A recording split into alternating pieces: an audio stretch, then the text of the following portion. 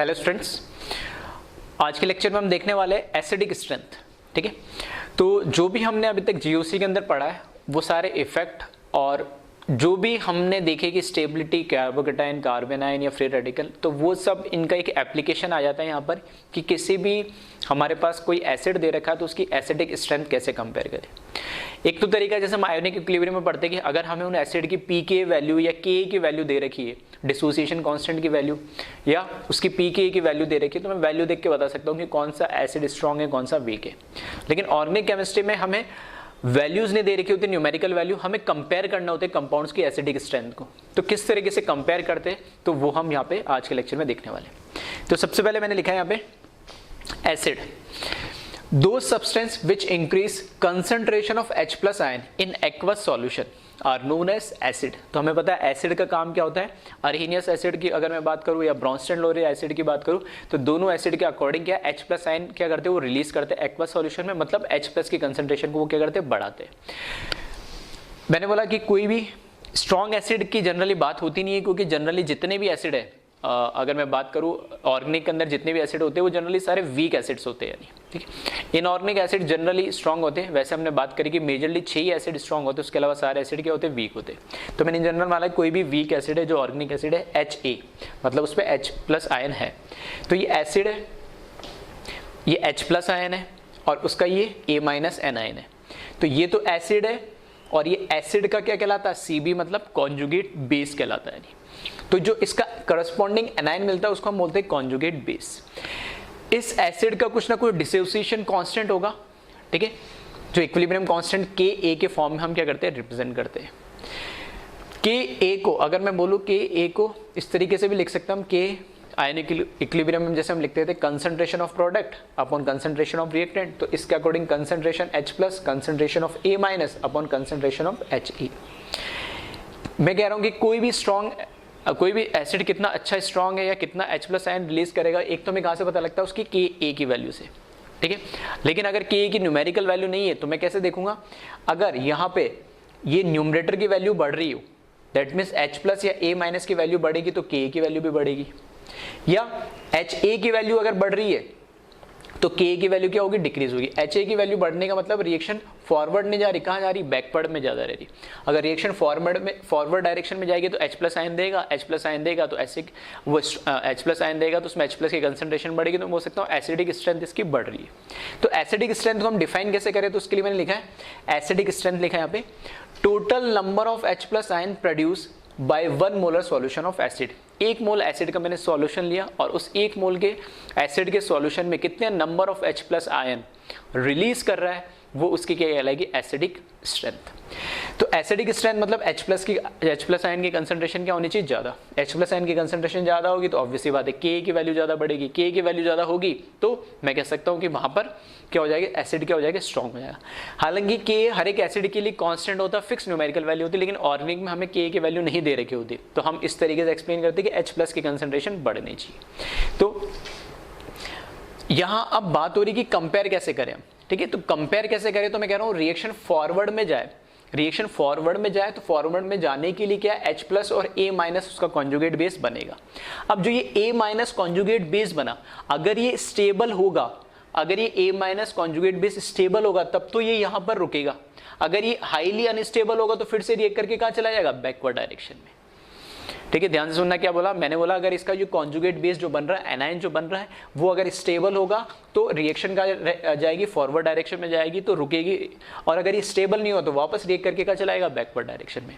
तो मैं बोल सकता हूँ कि एसिडिक स्ट्रेंथ मैं ऐसे भी कंपेयर कर सकता हूँ कि फॉरवर्ड जाने में H प्लस आयन रिलीज होगा और H प्लस आयन रिलीज होगा तो साथ में उसका क्या बनेगा, कॉन्जुगेट बेस बनेगा। अगर कॉन्जुगेट बेस स्ट्रॉन्ग होगा, स्टेबल होगा, तो कॉन्जुगेट बेस स्टेबल होगा तो रिएक्शन का एक फॉरवर्ड डायरेक्शन में रुकेगी और H प्लस आयन मुझे कंसंट्रेशन बढ़ती जाएगी। लेकिन अगर ये कॉन्जुगेट बेस जो है अनस्टेबल हुआ, अनस्टेबल तो रिएक्शन कहाँ जाएगी, बैकवर्ड डायरेक्शन में, तो एसिडिक स्ट्रेंथ उसकी क्या होगी, डिक्रीज होगी। तो यहाँ हम कॉन्जुगेट बेस की स्टेबिलिटी से भी डिसाइड करते हैं कि एसिडिक स्ट्रेंथ क्या होगी। तो इन जनरल बोल रहा हूँ कि acidic strength is directly proportional to stability of conjugate base. जितना ये कॉन्जुगेट बेस बनता जाएगा उतना H प्लस उसमें से रिलीज होता जाएगा एसिड में से, और ये रिएक्शन कहाँ चलती जाएगी, फॉरवर्ड डायरेक्शन में। ठीक है, तो वही चीज़ें मैंने आगे लिखी है। तो एक बार पहले आप वीडियो को पॉज करके यहाँ से कॉपी कर ले, फिर हम आगे बढ़ते हैं। नहीं ठीक है, एसिड क्या है, एक इन जनरल मैंने कोई भी एसिड लिया है, साथ में एसिडिक स्ट्रेंथ लिखी है। ठीक है, तो एक बार कॉपी कर ले वीडियो पॉज करके। उसके बाद यहाँ पर हमने ठीक है के की वैल्यू लिखी है H प्लस A माइनस और अपॉन HA। तो ऑब्वियस ही बात है H प्लस की कंसंट्रेशन बढ़ेगी तो A माइनस की भी कंसंट्रेशन बढ़ेगी, दोनों एक साथ ठीक है डिसोसिएट होंगे। अब बढ़ते हुए आगे, जो मैंने एक्सप्लेन करा है वही चीज़ मैंने यहाँ पे लिख दी है। क्या लिखा मैंने, एसिडिक स्ट्रेंथ, किसी भी एसिड की एसिडिक स्ट्रेंथ को हम कंपेयर कैसे करते हैं, या तो मुझे उसकी Ka की वैल्यू पता हो, किसकी, एसिड की। अगर एसिड की Ka की वैल्यू मुझे पता है तो जितनी ज़्यादा Ka की वैल्यू होगी उतनी ज़्यादा एसिडिक स्ट्रेंथ होगी। फिर Pk inversely proportional to Pk, Pk क्या हो जाएगा, माइनस लॉग ऑफ K। ठीक है, आयोनिक इक्विलिब्रियम हम पढ़ते, तो यहाँ पे Pk और K कैसे होते हैं, इनवर्सली प्रोपोर्शनल। अगर K बढ़ेगा तो ऑब्वियसली बात है Pk क्या होगा, कम होगा। तो अगर Pk कम होगा तो एसिडिक स्ट्रेंथ भी क्या होगी, बढ़ेगी। इसी तरीके से इसके साथ मुझे क्या मिल रहा था, कॉन्जुगेट बेस मिल रहा है प्रोडक्ट साइड में। अगर कॉन्जुगेट बेस, मैं कहता हूं कि अगर कोई एसिड, ठीक है ये हमने पढ़ाई है आयोनिक इक्विलिब्रियम में और इन जनरल हम बोलते भी, अगर ये एसिड स्ट्रांग हुआ तो इसका कॉन्जुगेट बेस कैसा होगा, वीक। अगर ये एसिड वीक हुआ तो उसका कॉन्जुगेट पार्ट कैसा होता है, स्ट्रांग। ठीक है, इस तरीके से स्ट्रांग और वीक एक साथ चलता है। तो अगर मैं कह रहा हूं कि एसिडिक स्ट्रेंथ बढ़नी चाहिए, ठीक है एसिडिक स्ट्रेंथ बढ़नी चाहिए, तो जो उसका कॉन्जुगेट बेस होगा उसकी बेसिक स्ट्रेंथ कैसे क्या होनी चाहिए, मतलब वो कैसा होगा, एसिड है तो वो बेस कैसा हो जाएगा, वीक हो जाएगा। तो मैंने बोला कि उसकी जो Kb की वैल्यू है कॉन्जुगेट बेस की, वो Kb की वैल्यू कम होनी चाहिए, वीक बेस होना चाहिए वो।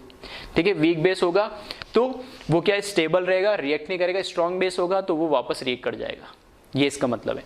तो इसलिए यहाँ पे लिखा मैंने एसिड का तो K ज्यादा होना चाहिए, तो उसका Pk क्या हो जाएगा, अपना आप कम हो जाएगा। लेकिन बेस जो इसका कॉन्जुगेट बेस है Cb लिखा है, उसकी Kb की वैल्यू क्या होनी चाहिए, कम। Kb की वैल्यू कम होने का मतलब है वो कैसा होना चाहिए, वीक बेस होना चाहिए। वीक बेस है तो वो रिएक्ट नहीं करेगा, मतलब बैकवर्ड डायरेक्शन में ही जाएगा, और बैकवर्ड डायरेक्शन में नहीं जाएगा तो हमें H प्लस की कंसंट्रेशन ज्यादा मिलती रहेगी। तो उसका जो डिसोसिएशन है या Kb की वैल्यू है उस वीक बेस की, वो क्या होनी चाहिए, कम। अगर Kb की वैल्यू कम है तो ऑब्वियस सी बात है Pkb की वैल्यू क्या हो जाएगी, कॉन्जुगेट बेस के लिए ज्यादा हो जाएगी। ठीक है, क्योंकि वापस से Pkb क्या होगा, माइनस लॉग ऑफ Kb हो जाएगा। ठीक है, ये तो मैंने Ka और Pk या फिर Kb या Pkb के रेस्पेक्ट में एसिडिक स्ट्रेंथ की बात करी। तो अगर कभी क्वेश्चन में सिर्फ एसिडिक स्ट्रेंथ ना पूछ के अगर कोई 2, 3, 4 एसिड दे दिए और उनकी Ka की वैल्यू को कंपेयर करने के लिए पूछा है तो एसिडिक स्ट्रेंथ से रिलेट कर सकते हैं। अगर वो Pk वैल्यू को कंपेयर करने के लिए पूछ रहा है तो भी मैं एसिडिक स्ट्रेंथ से रिलेट कर सकता हूँ। अगर कॉन्जुगेट बेस की Kb की वैल्यू को कंपेयर करने के लिए पूछ रहा है तो भी मैं एसिडिक स्ट्रेंथ से रिलेट कर सकता हूँ, और कॉन्जुगेट बेस की Pkb वैल्यू को भी कंपेयर करने के लिए कह रहा है तो मैं एसिडिक स्ट्रेंथ से रिलेट कर, मतलब इन 4 टाइप के क्वेश्चन को मैं किससे सॉल्व करूंगा या किससे कंसिडर करूंगा, एसिडिक स्ट्रेंथ से। और एसिडिक स्ट्रेंथ हम निकालेंगे कैसे, तो एसिडिक स्ट्रेंथ निकालने के लिए ठीक है, पहला तो तरीका acidic strength is proportional to H plus ion, जितने ज्यादा H प्लस आयन देगा कोई एसिड उतनी एसिडिक स्ट्रेंथ हो जाएगी। अगर H प्लस आयन ज्यादा होंगे तो उसकी pH की वैल्यू ऑब्वियस सी बात है क्या होगी, कम होगी। अगर pH की वैल्यू, अगर H प्लस की आयन H प्लस की कंसंट्रेशन ज्यादा होगी तो हमें पता है OH की माइनस कंसंट्रेशन क्या हो जाएगी, अपना कम हो जाएगी। और OH की कंसंट्रेशन, अगर OH माइनस की कंसंट्रेशन कम होगी तो POH क्या हो जाएगा, बढ़ जाएगा। तो ये तो पूरा पार्ट हुआ आयोनिक इक्विलिब्रियम में जो हमने बेसिक पढ़ा है वही से यहाँ से रिलेट करा है। तो क्वेश्चन पढ़ने के 1, 2, 3, 4, 5, 6, 7, 8 तरीके के क्वेश्चन इसमें बन सकते हैं, लेकिन सभी को किससे रिलेट करूंगा मैं, एसिडिक स्ट्रेंथ से। अब एसिडिक स्ट्रेंथ कंपेयर कैसे करेंगे, सर बार बार एसिडिक स्ट्रेंथ तो बोल रहा हूं लेकिन यहाँ कोई बात ही नहीं हुई कि एसिडिक स्ट्रेंथ को हम कंपेयर कैसे करेंगे। तो एसिडिक स्ट्रेंथ को हम कैसे कंपेयर करेंगे, तो वही मैंने लिखा है यहाँ पे, acidic strength is directly proportional to stability of conjugate base that is Cb। बस जो भी कॉन्जुगेट बेस बन रहा है मुझे उसकी स्टेबिलिटी को कंपेयर करना है। जो जितना ज्यादा कॉन्जुगेट बेस स्टेबल होगा उतनी ज्यादा उसकी एसिडिक स्ट्रेंथ क्या होगी, ज्यादा होगी। एक बार मुझे एसिडिक स्ट्रेंथ पता लग गई तो मैं इनमें से जो भी पूछा उन सबको क्या कर सकता हूं, कंपेयर कर सकता हूं। ठीक है, तो एक बार इसको कॉपी कर ले वीडियो पॉज करके।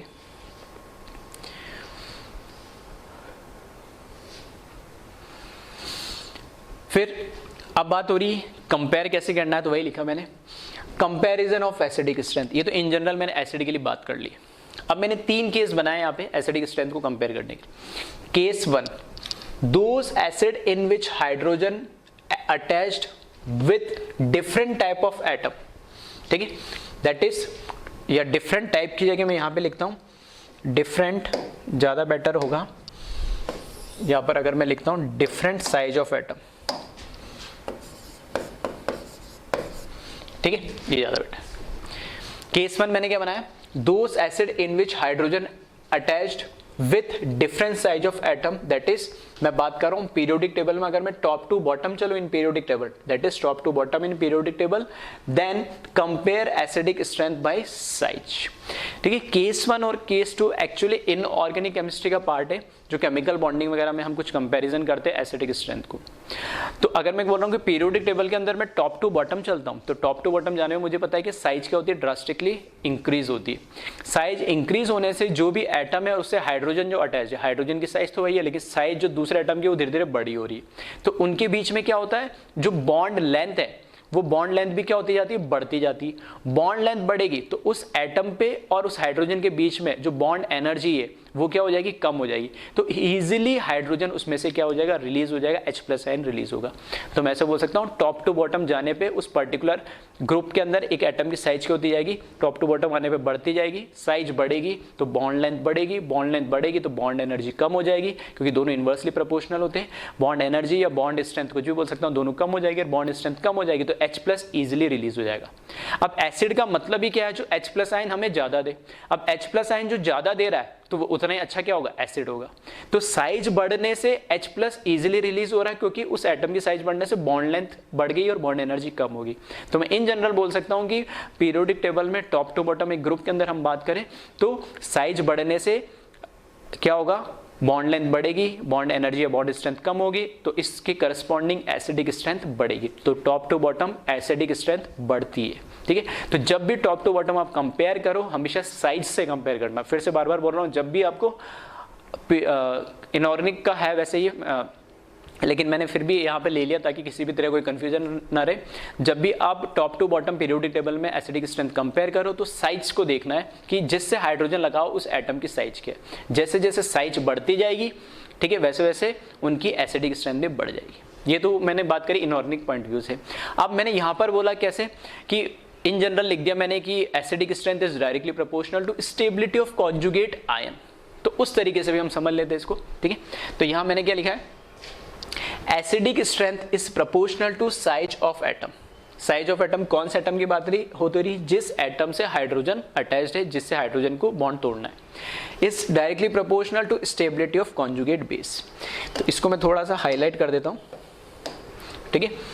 जब आप केस 1 की बात करें जिसमें आप हाइड्रोजन जिनसे लगा है वो एटम की साइज काफी डिफर करे, यानी मैं टॉप टू बॉटम की अगर बात कर रहा हूं, तो एसिडिक स्ट्रेंथ उस एटम की साइज पे डिपेंड करेगा। जितनी ज्यादा साइज होगी उतनी उसकी एसिडिक स्ट्रेंथ हो जाएगी, ये इसका मतलब है। और स्टेबिलिटी ऑफ कॉन्जुगेट बेस, या मैं ऐसे चेक कर लूँ कि एसिडिक स्ट्रेंथ उससे जो कॉन्जुगेट बेस मिल रहा है उसकी ज्यादा होगी, ठीक है। एक बार इसको कॉपी करें और एक एग्जाम्पल से मैं इसको समझते फिर से।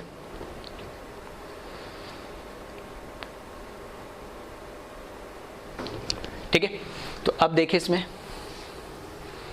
एक एग्जाम्पल लिया मैंने यहाँ पे। तो एग्जाम्पल के अंदर हम देखें यहाँ पे एसिडिक स्ट्रेंथ कंपेयर करनी है मुझे HF, HCl, HBr और HI। Fluorine, chlorine, bromine, iodine, ठीक है, हेलोजन से ही है, 17 ग्रुप के एलिमेंट्स है। तो टॉप टू बॉटम क्या हो रही है, साइज बढ़ रही है। तो पहले मैं simple inorganic point of view से समझाता हूँ, फिर मैं यहाँ से ऑर्गेनिक यानी कॉन्जुगेट बेस वाला जो मैंने कॉन्सेप्ट लिया उसके अकॉर्डिंग। मैंने बोला यहाँ पे जो बॉन्ड बन रहा है हाइड्रोजन का 1s ऑर्बिटल और इसका क्या फ्लोरीन के 2s ऑर्बिटल के बीच में क्या हो रहा है, क्योंकि ये किस में होता है, सेकंड पीरियड में होता है, तो इसका 2s ऑर्बिटल के बीच में बॉन्ड होगा। यहाँ पर इसका 1s और यहाँ पर इसका क्या बोल सकता हूँ मैं, इसका सॉरी 2p होगा ना, मैंने s लिख दिया है, ठीक है। इसका 2p ऑर्बिटल के बीच में क्या होगा, बॉन्ड होगा, ठीक है। सारे कैसे सिग्मा बॉन्ड है, तो इसके 1s और इसके किसके 2p के बीच में क्या होगा, बॉन्ड होगा। अब हमें यहाँ पे कंपेयर करना है इनकी एसिडिक स्ट्रेंथ। तो मैंने बोला साइज फैक्टर को आपको चेक करना है। जो ये साइज फैक्टर होगा तो उस पर कैसे इसकी बॉन्ड स्ट्रेंथ डिपेंड कर रही है वो हमें देखनी है, ठीक है। तो वही हम क्या करने वाले यहाँ पे बात करने वाले। तो ये हुआ 1s 2p, ये होगा 1s 3p क्योंकि थर्ड पीरियड का है, ये 1s 4p और ये हो जाएगा 1s 5p। ठीक है, अगर मैं सिंपल वे में समझाऊं तो यहाँ पर s ऑर्बिटल और ये है p ऑर्बिटल, इनके बीच में सॉरी इसको ठीक है कोई सिग्मा बॉन्ड बन रहा है, तो मैं ऐसे बोल दूं ये s ऑर्बिटल है,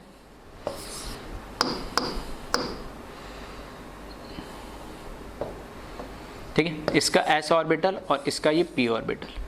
फिर इसका ये s ऑर्बिटल तो इतना ही है, ये p ऑर्बिटल की साइज थोड़ी बढ़ गई। फिर इसका s ऑर्बिटल तो इतना ही है और p ऑर्बिटल की साइज और बढ़ गई, ये s ऑर्बिटल और p ऑर्बिटल की साइज और तो मैं देख रहा हूँ जैसे जैसे p ऑर्बिटल साइज बढ़ता जाएगा ये बॉन्ड लेंथ भी बढ़ जा रही है और बॉन्ड स्ट्रेंथ जो हो जाएगी बहुत वीक हो जाएगी। ठीक है, ऐसा मैं बोल सकता हूँ। इनऑर्गेनिक पॉइंट ऑफ व्यू से मैंने थोड़ा सा ठीक है इस तरीके से समझाने की कोशिश करी है। तो यहाँ पर क्या है कि 1s2p, 1s3p, 1s4p, 1s5p के बीच में बॉन्ड बन रहा है। तो सबसे ज़्यादा बॉन्ड लेंथ किसके अंदर होगी? इस डायरेक्शन में, लेफ्ट टू राइट में जो मैंने लिखा है यहाँ पे, इस डायरेक्शन में क्या होगी? बॉन्ड लेंथ सबसे ज़्यादा होगी। ठीक है, चलो मैं लिख देता हूँ यहाँ पे फैक्टर। अगर मैं बात करता हूँ बॉन्ड लेंथ की, तो इस डायरेक्शन में क्या होगी? बॉन्ड लेंथ इंक्रीज होगी, यानी तो बॉन्ड एनर्जी या बॉन्ड स्ट्रेंथ की अगर मैं बात करूं तो इस डायरेक्शन में क्या होगा? डिक्रीज हो जाएगी। दैट मीन्स है कि इसके बीच में हाइड्रोजन और आयोडीन का जो बॉन्ड है बहुत इजीली ब्रेक होगा, तो H+ बहुत इजीली रिलीज करेगा। जबकि यहाँ पे H और F का बॉन्ड कैसा स्ट्रांग होगा तो ये H इजीली रिलीज नहीं करेगा।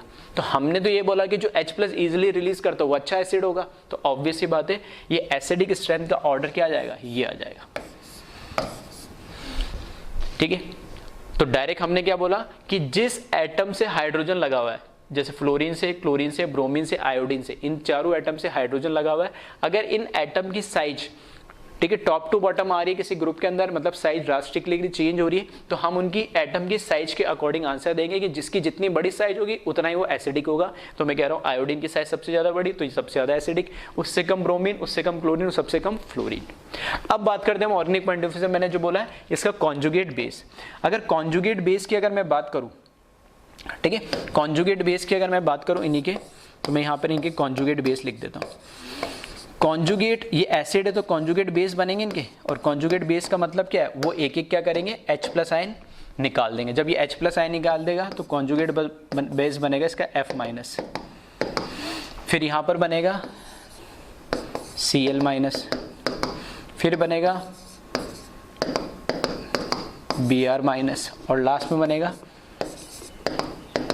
I-। ठीक है, ये इनके क्या बने? Conjugate base. अब मैं कह रहा हूं कि इन कॉन्जुगेट बेस की स्टेबिलिटी जितनी ज्यादा होगी उतनी एसिडिक स्ट्रेंथ भी ज्यादा होगी। तो कॉन्जुगेट बेस देख ले कौन सा ज्यादा स्टेबल है। तो कॉन्जुगेट बेस की स्टेबिलिटी कैसे देखेंगे कि सभी पे क्या आ रहा है? नेगेटिव चार्ज आ रहा है, मतलब मुझे एनायन की स्टेबिलिटी देखनी है, और एनायन स्टेबल होने के लिए सभी पे देंगे कि तो 3-3 लोन पेयर है। ठीक है, लेकिन यहाँ पर जो फ्लोरीन है, इस फ्लोरीन की एटम की साइज सबसे कम है, फिर क्लोरीन की साइज थोड़ी बढ़ रही है, फिर ब्रोमीन की बढ़ रही है, सबसे ज्यादा आयोडीन की साइज बढ़ रही है। तो जितनी ज्यादा साइज बढ़ेगी, अब चार्ज तो सब पे सेम ही है, एक एक माइनस ही चार्ज आ रहा है सब पे, तो चार्ज तो सेम है, लेकिन जैसे जैसे साइज बढ़ेगी तो जो चार्ज है वो इजीली क्या हो पाएगा? थ्रू आउट द उसके जो सरफेस पे या उसकी साइज पे क्या होगा? इजीली डिस्पर्स हो पाएगा। एक छोटे से एटम पे एक चार्ज और एक बड़े से एटम पे एक चार्ज, दोनों में अगर मैं स्टेबिलिटी की बात करूं तो जो बड़ा एटम होगा वो उस चार्ज को इजीली होल्ड कर पाएगा। क्यों? क्योंकि उसमें क्या है? इजीली वो चार्ज पूरा क्या हो सकता है? डिस्पर्स हो सकता है। लेकिन छोटे एटम पर वो चार्ज है एक ही जगह पे क्या हाईली अनस्टेबल होगा।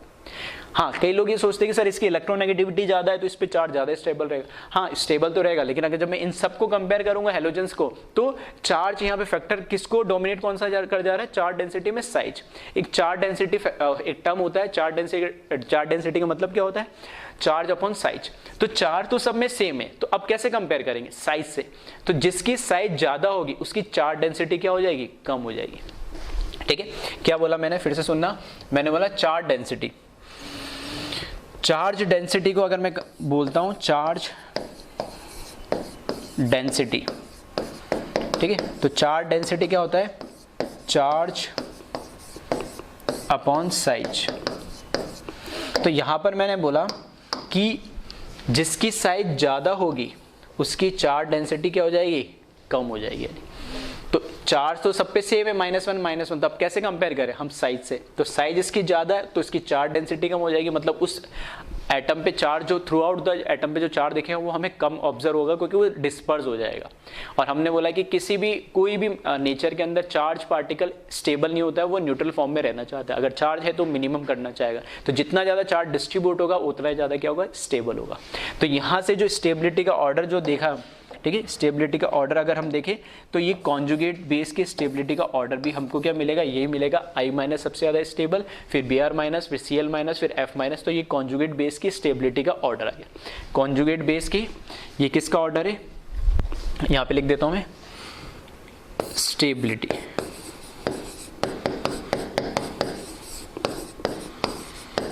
तो स्टेबिलिटी जिसकी जितनी ज़्यादा होगी कॉन्जुगेट बेस की, उतना ही स्ट्रॉन्ग क्या होगा, वो एसिड होगा। तो इस पॉइंट ऑफ व्यू से आप देखोगे आंसर तो भी HI आ रहा है, और अगर साइज के अकॉर्डिंग आप देखोगे तो भी आंसर सेम आ रहा है। तो अब ये आप पे डिपेंड करता है आप जवाब कैसे देना चाहते हो। इनऑर्गेनिक में जनरली इस वे में समझाते हैं, और ऑर्गेनिक में ये इस मेथड से या कॉन्जुगेट बेस के मेथड से समझाया जाता है जो मैंने इन जनरल लिखा है। ठीक है, तो एक बार इसको आप कॉपी कर लें।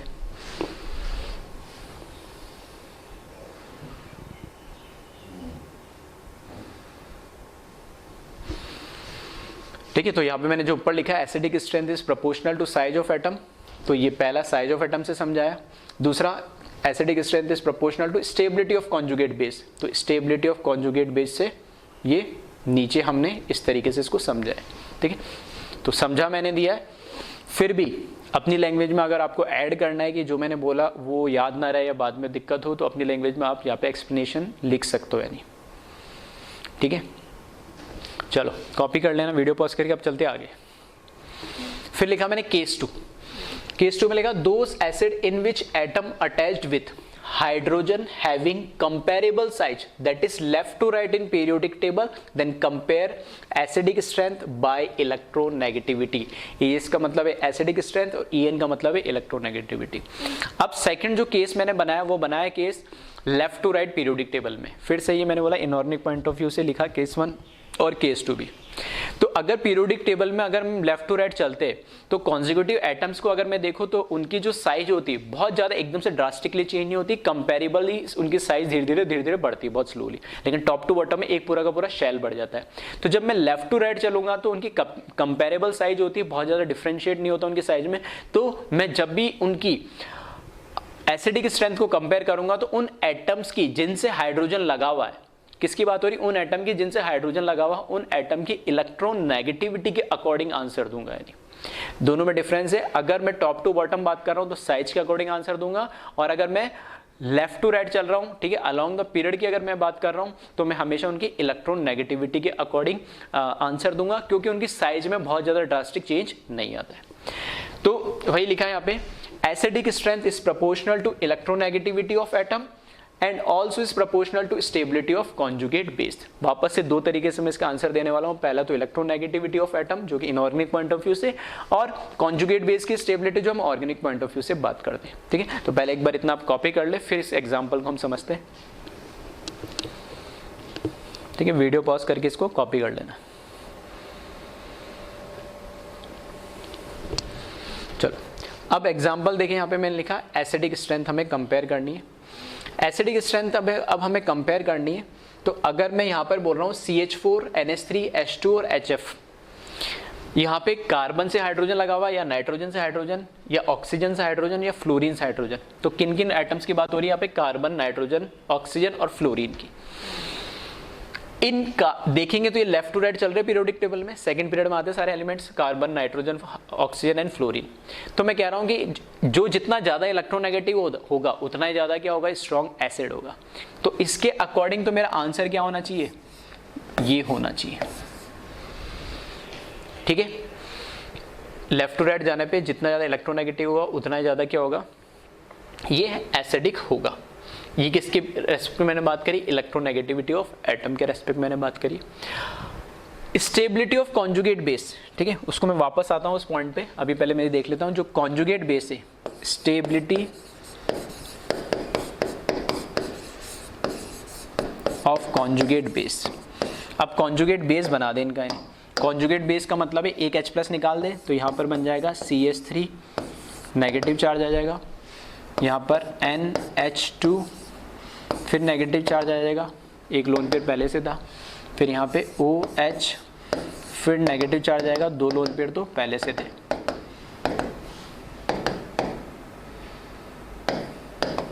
ठीक है, और यहाँ पे सिर्फ F क्या बचेगा हमारे पास, माइनस बच जाएगा।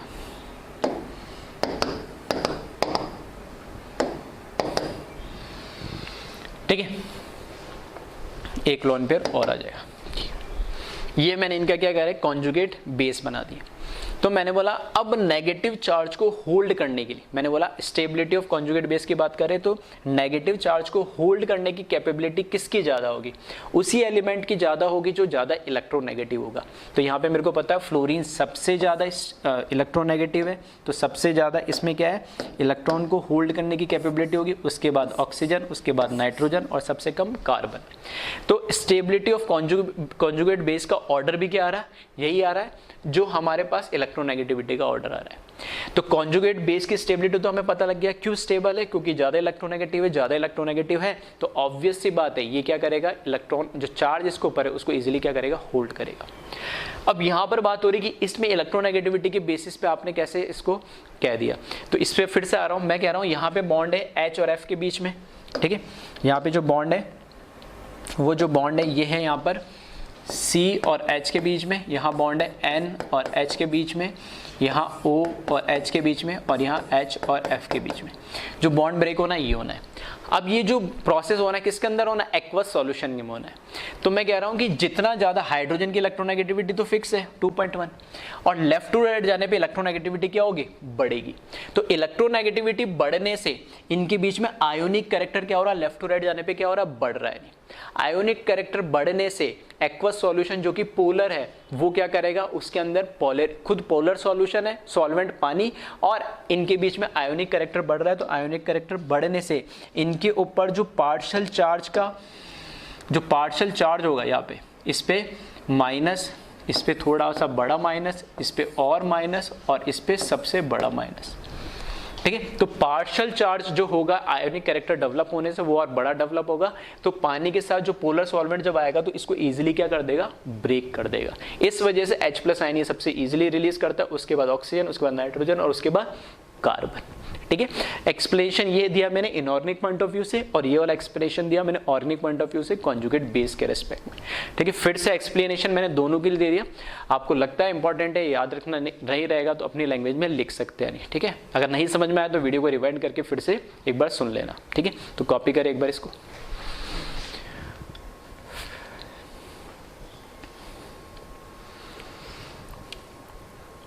फिर चलते हम केस थर्ड। अब केस थर्ड है वो सबसे इंपॉर्टेंट है हमारे लिए इस चैप्टर, अगर मैं बात करूं ऑर्गेनिक। केस 1 और केस 2 एक्चुअल में मैंने बार बार बोल रहा हूँ कि इनऑर्गेनिक पॉइंट ऑफ व्यू, क्योंकि उसमें पीरियोडिक टेबल में लेफ्ट टू राइट और टॉप टू बॉटम में एसिडिक स्ट्रेंथ कंपेयर करते तब यूज होता है। लेकिन ये जो पॉइंट है ये है यहाँ पर ऑर्गेनिक पॉइंट ऑफ व्यू से, जिसमें हमारे मैक्सिमम क्वेश्चन इसी थर्ड केस पे देखने को मिलते हैं। इसमें लिखा है those acid in which atom attached with hydrogen is same then compare by effect. अब मैंने बोला हाइड्रोजन जिस एटम से लगा हुआ है वो अलग अलग होंगे, तो एक पॉसिबिलिटी है कि उनकी साइज बहुत ज़्यादा चेंज हो ड्रास्टिकली, जैसे टॉप टू बॉटम।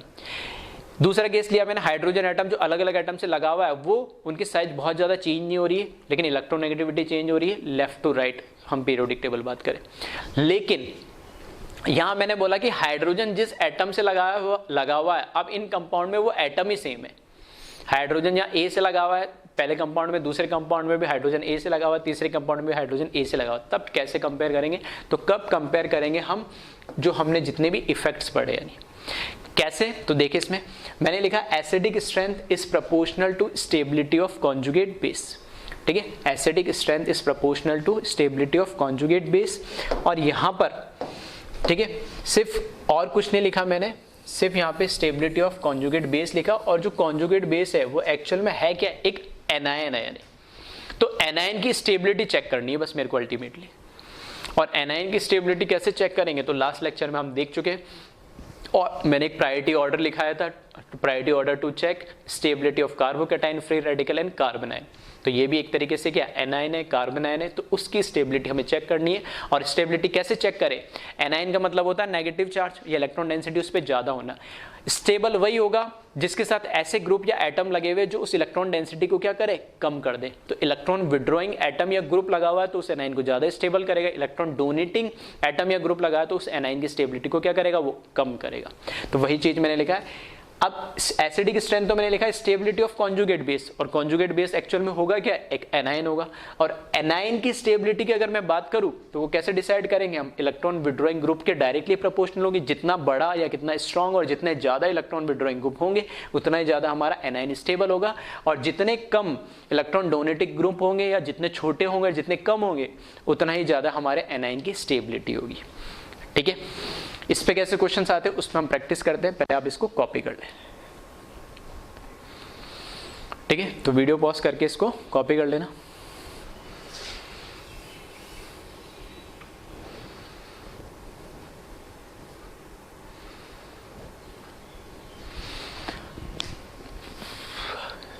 ठीक है, चलो अब आगे बढ़ते हैं। इसमें क्वेश्चन लिखा मैंने, compare acidic strength, compare acidic strength given compounds. तो यहां पे मैंने ROH और RSH लिखा है। तो आप क्या करें, सबसे सिंपल तरीका है, आप एसिड है तो H निकालना है आपको। कहाँ से निकालना है, तो ये H निकलेगा तो इसका ये कॉन्जुगेट बेस, ये इसका कॉन्जुगेट बेस बनेगा। अब आप कंपेयर कर ले। अब 3 केस बड़े, उन 3 में से कोई ना कोई एक केस होगा ही, और तो कोई पॉसिबिलिटी है ही नहीं। तो यहाँ पे हाइड्रोजन ऑक्सीजन से लगा हुआ है या हाइड्रोजन सल्फर से लगा हुआ है। ऑक्सीजन और सल्फर एक ही ग्रुप में लाई करते हैं, मतलब टॉप टू बॉटम की बात हो रही है। टॉप टू बॉटम की जब हम बात कर रहे हैं तो मैं कह रहा हूँ कि जिसकी साइज ज़्यादा होगी उसकी एसिडिक स्ट्रेंथ भी क्या होगी, ज़्यादा होगी। तो यहाँ पर सिंपल सा मैं बोल सकता हूँ कि RSH ज़्यादा क्या होगा, एसिडिक होगा as compare to ROH। Second में देखें, H2S लिखा है और HCl लिखा है। H2S में यहाँ पर अब मैं देखूँ तो यहाँ से अगर एक H हटाऊंगा तो यहाँ पर इसके करस्पॉन्डिंग क्या बनेगा, HS माइनस बनेगा। यहाँ से H हटाऊंगा तो यहाँ पे क्या बनेगा, Cl माइनस बनेगा। S पे आ रहा नेगेटिव चार्ज और वहाँ रहा Cl पे नेगेटिव चार्ज, और S और Cl पीरियोडिक टेबल में कैसे मिलते हैं हमें, आसपास। ठीक है, पहले सल्फर आता है, 16 नंबर का एटॉमिक नंबर आता है, उसके बाद 17 ग्रुप थर्ड के अंदर, सॉरी ग्रुप पीरियड थर्ड के अंदर 16 पे सल्फर और 17 हैलोजन के अंदर क्लोरीन। मतलब लेफ्ट टू राइट की बात हो रही।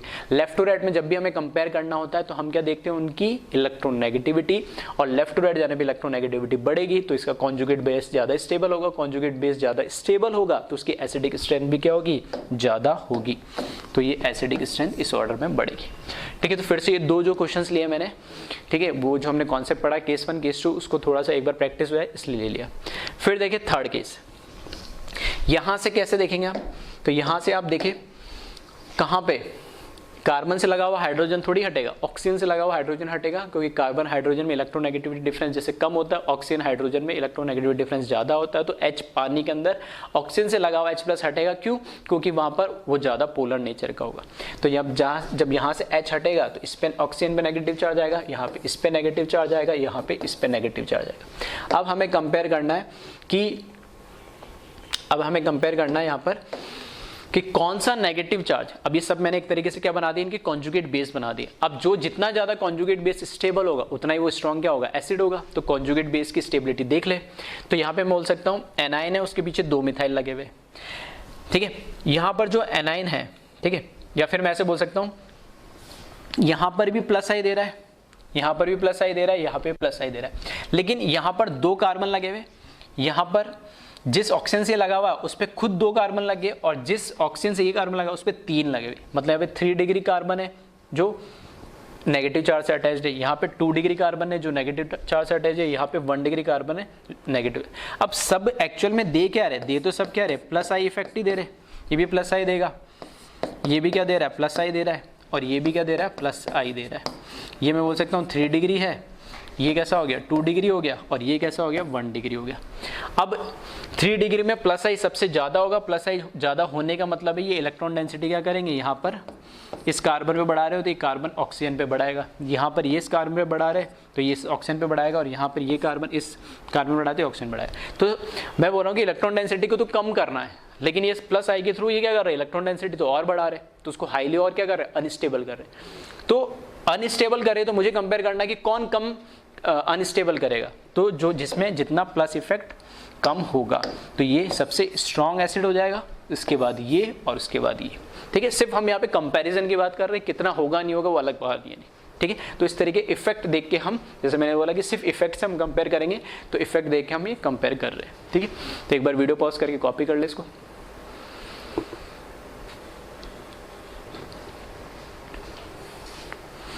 फिर देखिए एग्जांपल फोर्थ वाले की हम बात करें तो फोर्थ में फिर से यहाँ से H जाएगा तो यहाँ पे बनेगा नेगेटिव चार्ज, यहाँ से H जाएगा तो इस पे ऑक्सीजन पे कार्बन है, ये एनायन ये एनायन।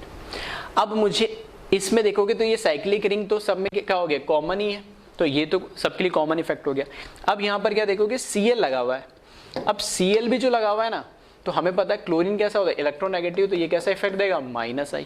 कोई कॉन्जुगेटेड सिस्टम तो है नहीं कि +M या कोई +H की तो बात हो ही नहीं रही, तो ये भी -I, ये भी -I और ये भी कैसा -I, तीनों कैसे देंगे -I। लेकिन मुझे पता है जो I इफेक्ट होता है वो डिस्टेंस डिपेंडेंट इफेक्ट होता है, जितना पास में होगा उतना ही स्ट्रॉन्ग इफेक्ट होगा और जितना दूर होगा उतना ही वीक इफेक्ट होगा। अब ये उस पर नेगेटिव चार्ज है और ये -I इफेक्ट दे रहा है। -I का मतलब वो इलेक्ट्रॉन क्या करेगा, विड्रॉ करेगा, तो इलेक्ट्रॉन विड्रॉ करेगा तो उसको स्टेबल करेगा। अब जितना पास में लगा होगा उतना स्ट्रांगली विड्रॉ करेगा और जितना दूर लगा होगा उतना वीकली उसमें से इलेक्ट्रॉन विड्रॉ करेगा। तो पास में कौन लगा हुआ है, ये लगा हुआ है, इससे देखे तो 1 दूसरे कार्बन पे, यहाँ पे देखें 1 2 तीसरे कार्बन पे, यहाँ 1 2 3 चौथे कार्बन पे, तो जितना दूर जाएगा I इफेक्ट उतना ही क्या होता जाएगा, कम होता जाएगा। तो -I है तो सबसे ज्यादा स्टेबल ये होगा, फिर ये और उसके बाद दिस वन। फिर देखिए फिफ्थ वाला, फिर यहाँ पर मैं अगर बात करूँ तो यहाँ से हाइड्रोजन जाएगा तो इस पर नेगेटिव चार्ज आएगा ऑक्सीजन पे, यहाँ पे हाइड्रोजन जाएगा तो ये नेगेटिव चार्ज आएगा। अब यहाँ पे जो है ऑक्सीजन के पास है कार्बन, उस कार्बन के पास है फिर कार्बन, तो मैं ऐसे बोल सकता हूँ ये जो कार्बन है कैसा कार्बन है, sp2 कार्बन। इसके पास जो कार्बन है ये तो sp3 है, लेकिन इसके पास वाला कार्बन ये कैसा है, sp कार्बन। ठीक है, जो चीज़ कॉमन है उसकी मैं बात नहीं कर रहा। ठीक है, यहाँ पे कुछ H मिसिंग है एक, ठीक है, तो इसको लिख लेना CH2। ठीक है, अब यहाँ पे भी CH2 है, यहाँ पे भी CH2, ये कॉमन हो गया। इसके बाद कार्बन है जो कि डबल बॉन्डेड है तो ये sp2 हो गया, ये कार्बन ट्रिपल बॉन्डेड है तो कैसा हो गया, sp। मुझे पता है कि जैसे हाइब्रिडाइजेशन पे कैसे इलेक्ट्रोनेगेटिव डिपेंड करेगा, तो sp की इलेक्ट्रोनेगेटिविटी क्या होगी, sp2 से ज़्यादा होगा, तो ज़्यादा इलेक्ट्रोनेगेटिव होगा तो ज़्यादा इलेक्ट्रॉन को ये विड्रॉ करेगा, ज़्यादा इलेक्ट्रॉन को विड्रॉ करेगा तो इस एनायन को क्या करेगा, स्टेबल करेगा। तो इन दोनों में से अगर मैं कंपेयर करूँ तो कौन ज़्यादा स्टेबल होगा, ये ज़्यादा स्टेबल होगा कॉन्जुगेट एन, तो उतना ही स्ट्रॉन्ग क्या हो जाएगा, ये एसिड हो जाएगा। ठीक है, कॉपी करें इसको।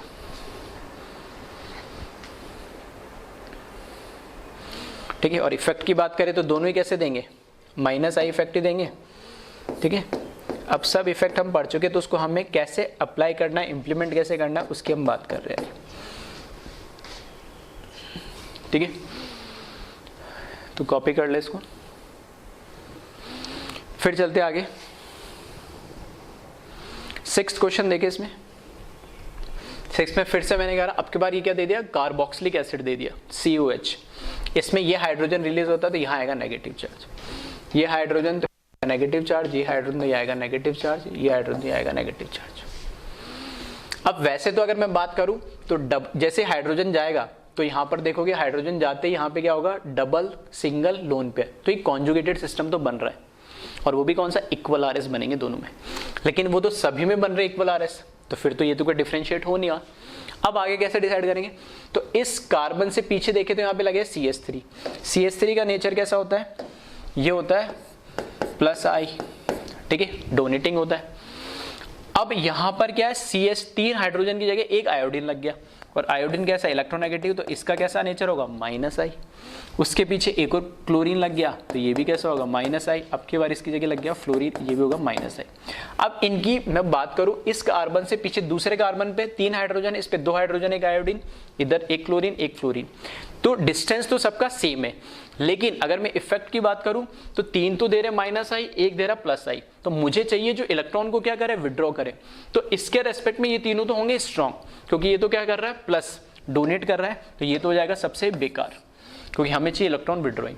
लेकिन हम इन तीनों में कैसे कंपेयर करेंगे, तो इसमें जो जितना ज्यादा इलेक्ट्रोनेगेटिव होगा उतना ही ज्यादा इलेक्ट्रॉन को क्या करेगा, विड्रॉ करेगा, तो एनाइन को उतना ज्यादा स्टेबल करेगा, तो उतना ही क्या हो जाएगा, स्ट्रॉन्ग एसिड हो जाएगा।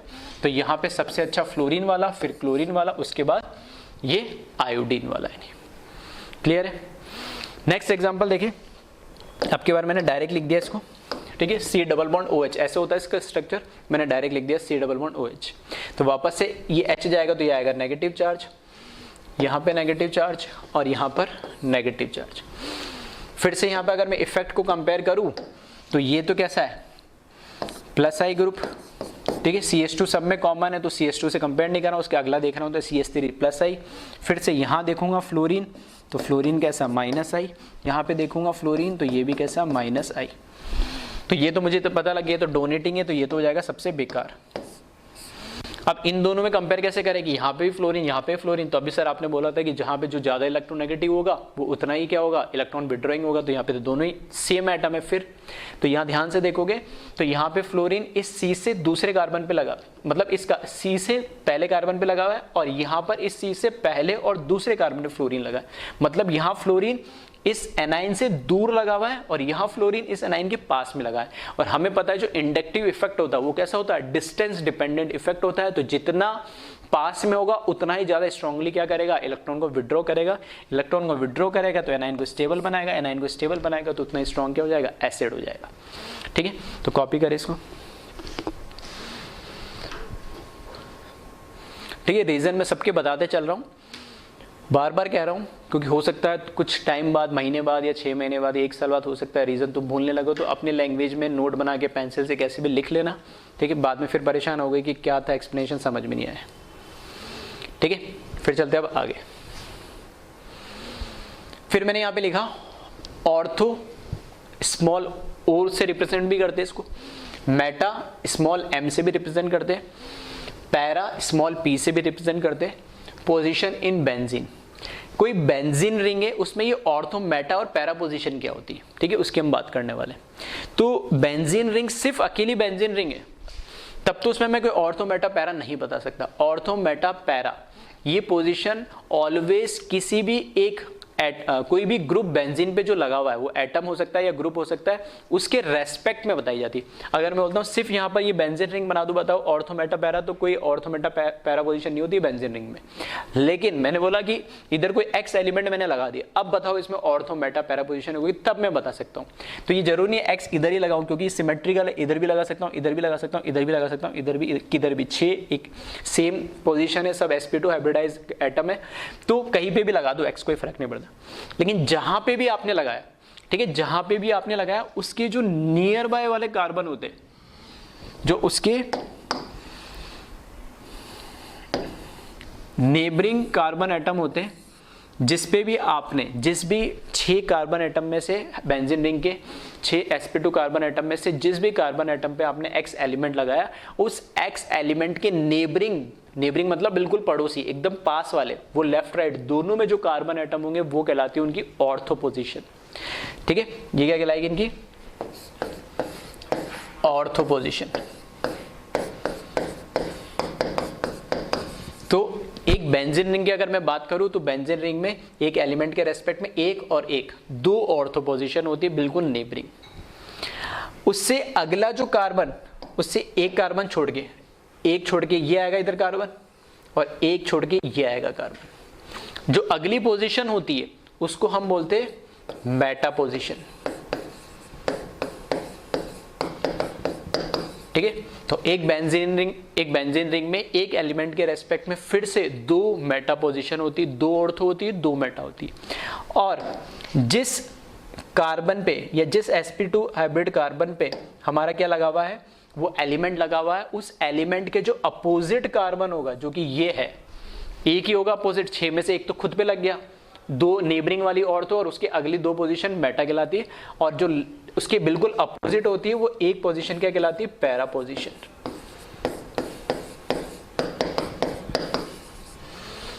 ठीक है, अब इसका मतलब क्या, इसका मतलब ये है कि जब इस पे कुछ नहीं लगाया तब तो कोई मतलब ही नहीं है। ठीक है। अकेला बेंजीन है तो कोई मतलब नहीं है, बेंजीन के ऊपर ही ग्रुप लगा के मैंने छोड़ दी तो भी कोई मतलब नहीं। हाँ, अब मैं बात करूंगा अगर कभी जैसे हम रिएक्शंस पढ़ेंगे बाद में, तो बोलूंगा ऑर्थो पोजीशन पे आके कोई अटैक यहाँ पे रिएजेंट आके रिएक्ट कर रहा है या लग रहा है, या मेटा पे लग रहा है या पैरा पे लग रहा है, तब मैं बोल सकता हूँ। या मैं बोल सकता हूँ कि इसमें कोई सब्स्टिट्यूट, ये कहलाता है बेंजीन के ऊपर X लगा, अब इसके रेस्पेक्ट में कोई सब्स्टिट्यूट हो सकता है। अब इधर मैंने मान लो Y लगा दिया, तो मैं उसको बोलूंगा जो Y है X के रेस्पेक्ट में ऑर्थो सब्स्टिट्यूटेड है। अगर मैंने इधर लगा दिया Y, तो मैं बोलूंगा X के रेस्पेक्ट में वो मेटा सब्स्टिट्यूटेड। अगर मैंने यहाँ Y कोई ग्रुप या एटम लगा दिया, तो मैं लूंगा X के रेस्पेक्ट में वो पैरा सब्स्टिट्यूटेड है। आ रही बात समझ में? तो अभी आगे एग्जाम्पल देखेंगे। तो ऑर्थो, मेटा और पैरा पोजिशन क्या होती है बेंजीन रिंग के अंदर, वो उसको मैं समझाना चाह रहा था, बताना चाह रहा था। ठीक है, तो यहाँ पर कोई ना कोई एलिमेंट या कोई ग्रुप ऑफ एटम लगे हुए होंगे यानी। ठीक है, तो इसको कॉपी करें, फिर हम आगे बात करते हैं। हाँ, इसमें एक चीज और ध्यान रखना, ऑर्थो, मेटा, पैरा को इसको इस तरीके से भी बोला जाता है, जैसे इसको अगर मैं नंबरिंग दूं तो 1 2 3 4 5 और 6 कार्बन होते हैं। तो ऑर्थो को 1 2 भी बोला जाता है, 1 के रेस्पेक्ट में सेकंड पोजीशन, ये इधर से काउंट करूंगा तो भी सेकंड आएगी। और मेटा को 1 3 भी बोला जाता है, 1 के रेस्पेक्ट में थर्ड पोजीशन। और पैरा को 1,4 भी बोला जाता है। ठीक है, लेकिन दोनों साइड यहाँ से काउंट करेंगे तो ये 2 बन जाएगा, ये 3 बन जाएगा, फिर ये तो 4 ही रहेगा। और यहाँ से काउंट करेंगे तो 1 2 3 और ये 4। तो दोनों साइड तो ऐसे नहीं 1 6 नहीं बोलते इसको 1 2, ये 1,2 ऑर्थो या 1,2 ऑर्थो, 1,3 मेटा, 1,3 मेटा या 1,4 पैरा पोजीशन। ठीक है, तो कॉपी करें इसको।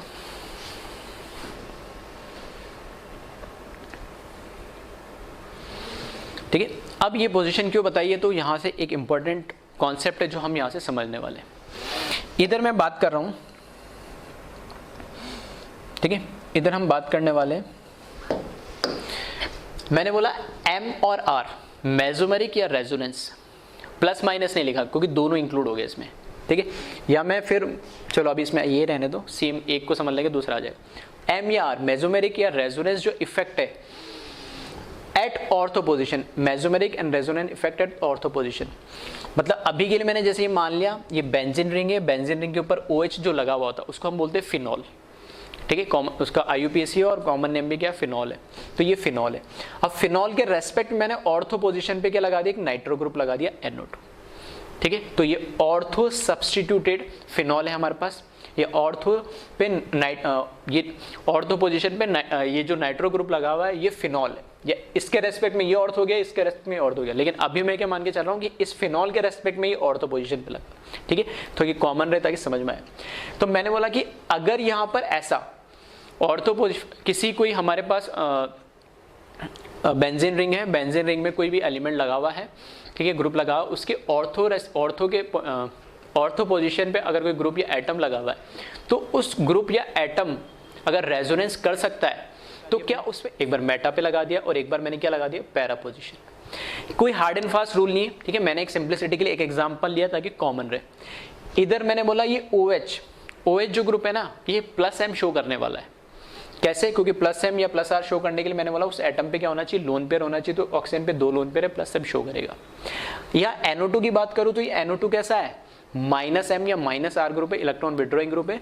तो जो इस कॉन्जुगेटेड सिस्टम से लगा हुआ एटम है, इसके पास तो वैकेंट ऑर्बिटल नहीं है, लेकिन इसके पीछे double bonded oxygen more electronegative है, तो ये इलेक्ट्रॉन विड्रॉ करेगा, तो ये -M ग्रुप है। ठीक है, अब ऐसा कुछ रूल नहीं है, तुम्हारा मन करे तो दोनों +M ग्रुप लगाओ, तुम्हारा मन करे तो दोनों -M ग्रुप लगाओ, एक प्लस लगाओ एक माइनस लगाओ, कोई फर्क नहीं पड़ता है। ठीक है, मेरे को बस एक एक्सप्लेनेशन देना है, उसके बाद तुम इसके साथ कुछ भी लगा के खेलना, कोई फर्क नहीं पड़ेगा उससे। बस जो मैं समझाना चाह रहा हूँ उसको समझना ध्यान से कि ऑर्थो पोजीशन पे लगाया एक बार मैंने मेटा पे लगाया, एक बार पैरा पे लगाया, तो क्या इफेक्ट हो रहा है। तो मैं स्टार्ट कर रहा हूँ क्योंकि इसमें एक चीज मैं कॉमन रखना चाह रहा हूँ, कॉमन ये रखना चाह रहा हूँ कि मैं इस फिनॉल के रेस्पेक्ट में मैंने ऑर्थो पोजीशन पे लगाया, तो मैं यहाँ से कॉन्जुगेशन स्टार्ट कर रहा हूँ। ऑक्सीजन को नंबर दिया मैंने 1 2, तो इधर तो डबल बॉन्ड नहीं के, हाँ इधर डबल बॉन्ड है राइट साइड में, तो इसको लिखा मैंने 3। तो मैंने लिखा यहाँ पे ऐसे बोल सकते हैं डबल सिंगल लोन पेयर या लोन पेयर सिंगल डबल, तो 1 2 3 इस तरीके से नाम दिया। अब इसके अंदर जब कॉन्जुगेशन होगा तो ये जो लोन पेयर है ये पाई में कन्वर्ट होगा, और ये जो पाई है ये किस में कन्वर्ट हो जाएगा, लोन पेयर के अंदर। ठीक है, इस तरीके से मैंने कराया। तो 1 2 3 के अंदर डबल सिग्मा लोन पेयर है, तो लोन पेयर पाई में और पाई किस में आ जाएगा, लोन पेयर में। तो ये इसका मुझे रेजोनेटिंग स्ट्रक्चर मिलेगा, ऑक्सीजन पे आ जाएगा पॉजिटिव चार्ज, ये आ जाएगा नेगेटिव चार्ज। अब एक पॉसिबिलिटी ये है कि यहाँ से कराऊँ मैं डबल सिग्मा लोन पेयर, या लोन पेयर सिग्मा डबल कैसे बोल सकता हूँ, तो 1 2 3 इस रिंग के अंदर घूम जाएगा। लेकिन मैं रिंग की बात नहीं कर रहा, मैं चाह रहा हूँ कि इधर जो ग्रुप लगा है अगर वो रेजोनेंस में पार्टिसिपेट कर सकता है तो कैसे करेगा वो मैं देखना चाह रहा हूँ। तो इसके रेस्पेक्ट में अगर मैं बात करूँ तो यहाँ मैंने ऑक्सीजन को मैंने यहाँ ऑक्सीजन को दिया नंबर 1, ठीक है, इसको नंबर 1 दिया 1, ये 2 और ये हो गया 3, डबल सिंगल लोन पेयर, ठीक है, डबल सिंगल लोन पेयर। तो 1 2 3 के बीच में मैं क्या करा रहा हूँ, कॉन्जुगेशन। तो जब कॉन्जुगेशन कराएंगे तो लोन पेयर पाई में कन्वर्ट हो जाएगा और पाई किस में कन्वर्ट हो जाएगा, लोन पेयर के अंदर। सही है। तो यहाँ पर आप देखोगे तो इसका रेजोनेटिंग स्ट्रक्चर ऐसा बन जाएगा, ये डबल सिग्मा और ये लोन पेयर। तो मैंने बोला कि अगर ऐसा ग्रुप जो प्लस एम या प्लस आर शो कर सकता है या माइनस एम या माइनस आर शो कर सकता है, कुछ भी हो सकता है, अगर वो ऑर्थो पोजीशन पे लगा हुआ है दूसरे ग्रुप के रेस्पेक्ट में, तो वो खुद भी क्या होगा, उस रेजोनेंस का पार्ट होगा, वो रेजोनेंस उस बेंजीन रिंग के साथ कर पाएगा या उस ग्रुप के थ्रू कनेक्टेड हो पाएगा। ठीक है, ये मैं बताना चाह रहा था कि M R effect at ortho position. अगर ऑर्थो पोजीशन पे कोई डोनेटिंग हो या विड्रॉइंग हो कोई फर्क नहीं पड़ता। हाँ, अगर यहाँ पर ऑर्थो पे लगा हुआ है तो वहाँ रेजोनेंस में पार्टिसिपेट कर सकता है। हाँ, दोबारा अब करना हो तो आगे तो नहीं जाएगा, वापस इधर नेगेटिव चार्ज आएगा, फिर चाहे तो वापस ऊपर चले जाए, फिर चाहे तो इस रिंग में घूम के चला जाए, वो एक अलग कहानी। मैं तो ये देखना चाह रहा था कि इस पे कोई इफेक्ट होता है या नहीं होता है। ठीक है, अब इसका मतलब क्या है अभी आगे समझ में आएगा। एक बार इसको पहले कॉपी कर ले, फिर हम मेटा के लिए भी सेम देखते हैं।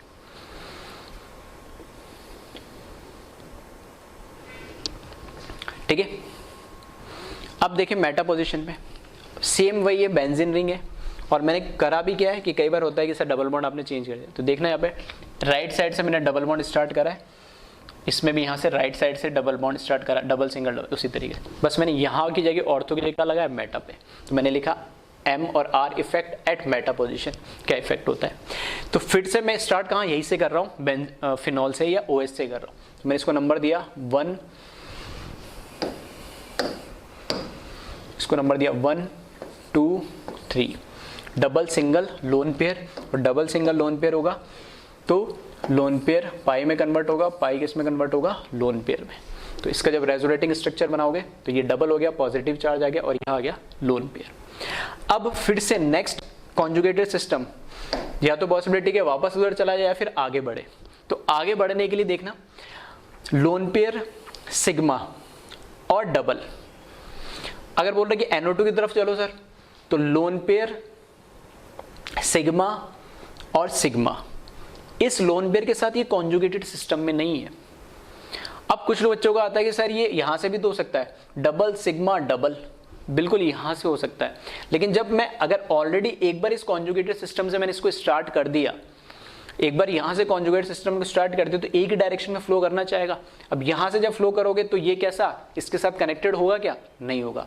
इसलिए मैंने बोला कि सब में एक ही डायरेक्शन से मैं स्टार्ट करके देख रहा हूं क्या वहां पर उस पोजीशन पे उस रेजोनेंस के साथ वो रेजोनेटिंग स्ट्रक्चर बना रहा है या उसमें रेजोनेंस में इन्वॉल्व हो रहा है या नहीं हो रहा है। ठीक है, तो इस केस में क्या है कि यहां पर लोन पेयर सिग्मा डबल, यहां पे तो हो रहा है कॉन्जुगेशन, लेकिन लोन पेयर सिग्मा सिग्मा इस NO2 के साथ कोई कॉन्जुगेशन नहीं हो रहा है।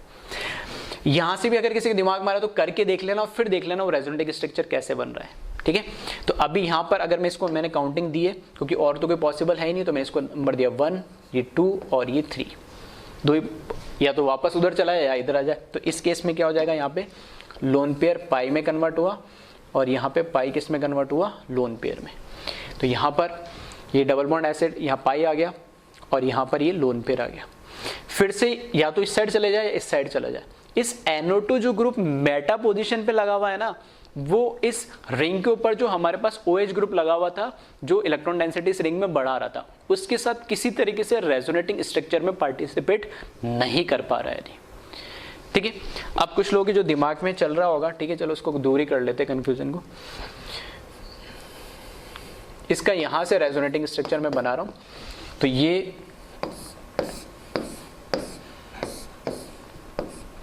ठीक है OH पॉजिटिव चार्ज, फिर ये डबल बॉन्ड हो गया, ये pi bond as it is. और अगर मैं ऐसे काउंट कर रहा हूं, ठीक है डबल सिग्मा डबल, तो देखना नाइट्रोजन यहाँ पर इसको लोन पेयर को एज इट इज रहने दें, ठीक है, ये नाइट्रोजन। अब जब इसके साथ कॉन्जुगेशन करेगा, ठीक है, तो 1 2 3 4, ठीक है, मैं इसमें नहीं लिख रहा हूँ, देख लेना ध्यान से, 1 2 3 4 डबल सिग्मा डबल। तो पाई बॉन्ड का शिफ्ट होगा मोर इलेक्ट्रोनेगेटिव एटम की तरफ, तो यहाँ आ जाएगा लोन पेयर, ठीक है, यहाँ लोन पेयर आ जाएगा, ठीक है, इसके साथ ये कोऑर्डिनेट बॉन्डेड है ही। और जब ये इस साइड शिफ्ट होगा तो यहाँ क्या चार्ज आ जाएगा, पॉजिटिव, ठीक है, और यहाँ पर आ जाएगा ये पाई बॉन्ड, ठीक है। तो इसमें लोन पेयर इधर आ जाएगा, ये पाई बॉन्ड का इधर शिफ्ट हो जाएगा और यहाँ आ जाएगा पॉजिटिव, ये मुझे एक RS मिलेगा।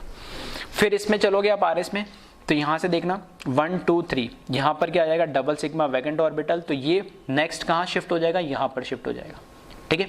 फिर यहाँ से देखना डबल सिग्मा वैकेंट ऑर्बिटल, तो ये कहाँ पर आ जाएगा, इसके ऊपर चला जाएगा। आ रहा है समझ में? तो यहाँ से चलो मैं बना ही देता हूँ एक रेजोनेटिंग स्ट्रक्चर, जब और बनाओगे इसका, ठीक है। तो यहाँ आ जाएगा कार्बोकेटाइन, यहाँ आ जाएगा पाई बॉन्ड, यहाँ आ जाएगा नाइट्रोजन डबल, ये डबल बॉन्डेड, ये ऑक्सीजन पे नेगेटिव चार्ज, ये कोऑर्डिनेट बॉन्ड, यहाँ पे नेगेटिव चार्ज, यहाँ पे पॉजिटिव चार्ज, और ये ऑक्सीजन पे पॉजिटिव चार्ज, और ये OH, ठीक है। वैसे तो एक्सप्लेन यहाँ से भी कर सकते हैं, कोई दिक्कत नहीं। और इस रेजोनेटिंग स्ट्रक्चर में देखोगे तो एक पॉजिटिव एक नेगेटिव है, ठीक है। इस रेजोनेटिंग स्ट्रक्चर में देखोगे 1 2 पॉजिटिव और 2 नेगेटिव, ठीक है। अननेसेसरी इसमें हमने क्या करा, चार्ज को बढ़ा दिया है, और जैसे जबरदस्ती चार्ज बढ़ेगा ये कैसे हो जाएगा, हाईली अनस्टेबल होगा, ठीक है। इस तरह के पॉसिबल नहीं। फिर भी चलो मैंने फिर भी इसका अगला बना दिया, यहाँ पॉजिटिव चार्ज लगा दिया। अगले स्टेप में ये कहाँ जाएगा, डबल सिग्मा वैकेंट, या फिर डबल सिग्मा वैकेंट हो तो पॉजिटिव चार्ज कहाँ जाएगा, इस ऑक्सीजन पे, और फिर से यहाँ पर एक पॉजिटिव की जगह 2 पॉजिटिव, एक ही एटम पे जो ऑक्सीजन हाईली इलेक्ट्रोनेगेटिव पहले से एक पॉजिटिव रखा हुआ है, उस पर कितना आ जाएंगे, 2 पॉजिटिव चार्ज आ जाएंगे। तो इस तरीके का रेजोनेटिंग स्ट्रक्चर नहीं बनेगा, यानी, ठीक है। फिर भी मैंने एक्सप्लेन करने की कोशिश करी कि जिस पाथ को हम फॉलो कर रहे हैं, क्या उस पाथ के थ्रू वो ले पा रहा है क्या लोन पेयर को, या रेजोनेंस में पार्टिसिपेट कर पा रहा है क्या, तो नहीं कर पा रहा है। अगर दूसरे पाथ से अगर आप जा रहे हो, ठीक है, कोई यहाँ से तो कर नहीं रहा था, मैंने बोला यहाँ से करके देख लो, तो यहाँ से करके देखा तो 2 नेगेटिव चार्ज 2 पॉजिटिव चार्ज इसमें आ गए, और एक फिर फर्दर इसके बाद एक और एक्स्ट्रा बनाओगे तो एक ही ऑक्सीजन पे 2 पॉजिटिव चार्ज आएंगे, तो फिर से वो क्या हो जाएगा, हाईली अनस्टेबल हो जाएगा।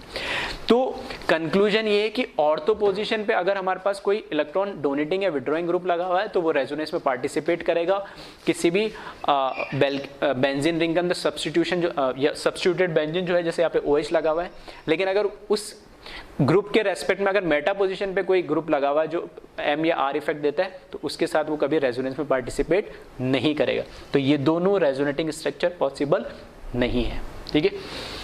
तो वैसे तो ज़रूरत नहीं है लिखने की, फिर भी अगर आपको लगता है कि नहीं एक्सप्लेनेशन के लिखना है तो बना सकते हो, बाकी ये दोनों पॉसिबल नहीं है, ये दोनों ही रेजोनेटिंग स्ट्रक्चर, ठीक है, पॉसिबल नहीं है, क्योंकि हाईली स्टेबल हो जाएंगे। उनमें अननेसेसरी हमने 2 नेगेटिव 2 पॉजिटिव चार्ज सेपरेट करवा दिए,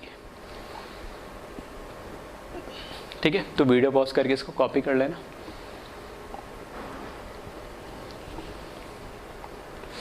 फिर देखिए last MR effect at para position. अब मैं चेक कर रहा हूँ पैरा पोजीशन पे क्या होता है, तो पैरा पोजीशन पे चेक करने के लिए वापस स्टार्ट मैंने यही से करा, 1 2 3, बाकी सब चीज़ें सेम रखी, इसी साइड मैंने डबल बॉन्ड रखा और NO2 लगा दिया पैरा पोजीशन पे।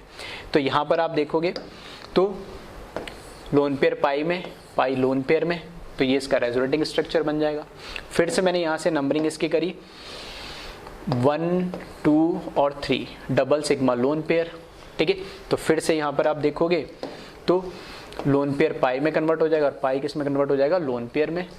तो यहाँ पर आ गया, ये पाई में कन्वर्ट हो गया, लोन पेयर में आ गया। हाँ, अब क्या यहाँ से इस NO2 के साथ कोई रेजोनेटिंग स्ट्रक्चर में काउंट हो रहा है जो वहाँ ऊपर से आया, बिल्कुल डबल सिग्मा लोन पेयर, ठीक है। तो यहाँ से अगर मैं काउंट करूँ इसको 1 2 और इस एटम को 3, तो डबल, ठीक है, डबल सिग्मा और उसी पे क्या आ गया, लोन पेयर। तो अब की बार यहाँ पर क्या होगा, पाई बॉन्ड ऑक्सीजन पे शिफ्ट होगा, और ये जो लोन पेयर है ये किस में शिफ्ट हो जाएगा, पाई के अंदर।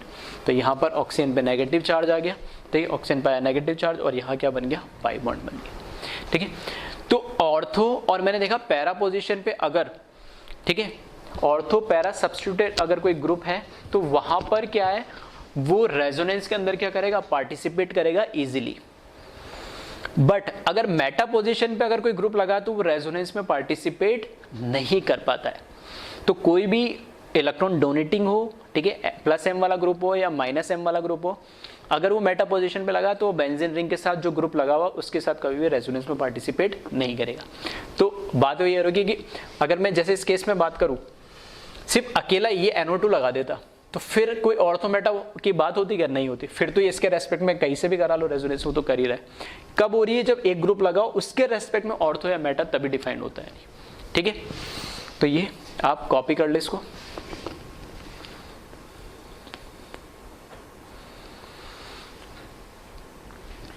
अब जो यहां पर सारी कहानी जो कंक्लूजन है वो मैंने नीचे लिखा है। कंक्लूजन क्या है,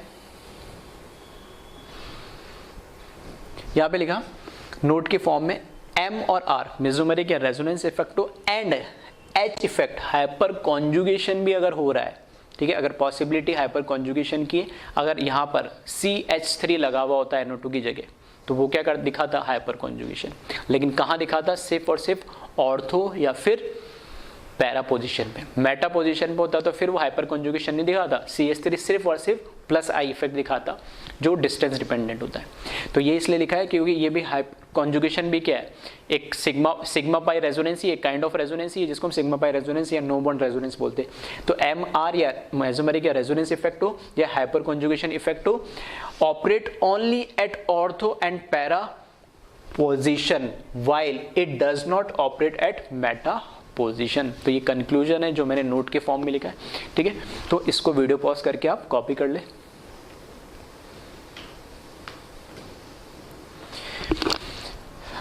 चलिए, अब इतना सब कुछ पढ़ने की जरूरत क्यों पड़ी, क्योंकि हम आगे जो एसिडिक स्ट्रेंथ देखने वाले वो देखने वाले acidic strength of phenol and it's derivative.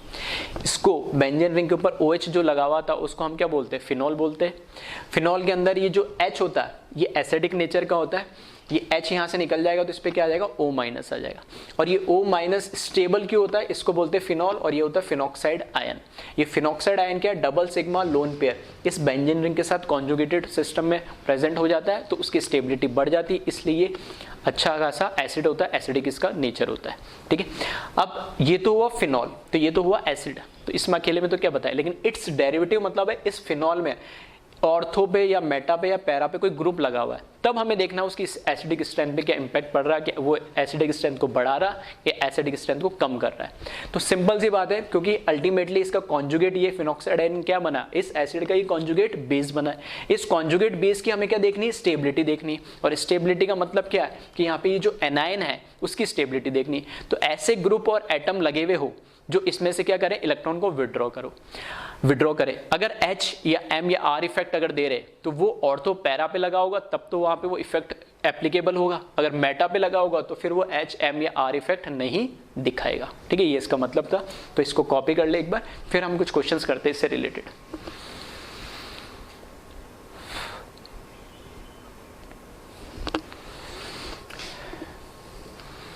ठीक है, तो क्वेश्चन दे रखा है compare acidic strength of compound given compound. तो ये फिनॉल है, इसमें H जाएगा तो यहाँ बनेगा नेगेटिव चार्ज, यहाँ से H जाएगा तो यहाँ बनेगा नेगेटिव चार्ज, यहाँ से H जाएगा तो यहाँ बनेगा नेगेटिव चार्ज। तो इसके कॉन्जुगेट बेस की स्टेबिलिटी की हमें बात करनी।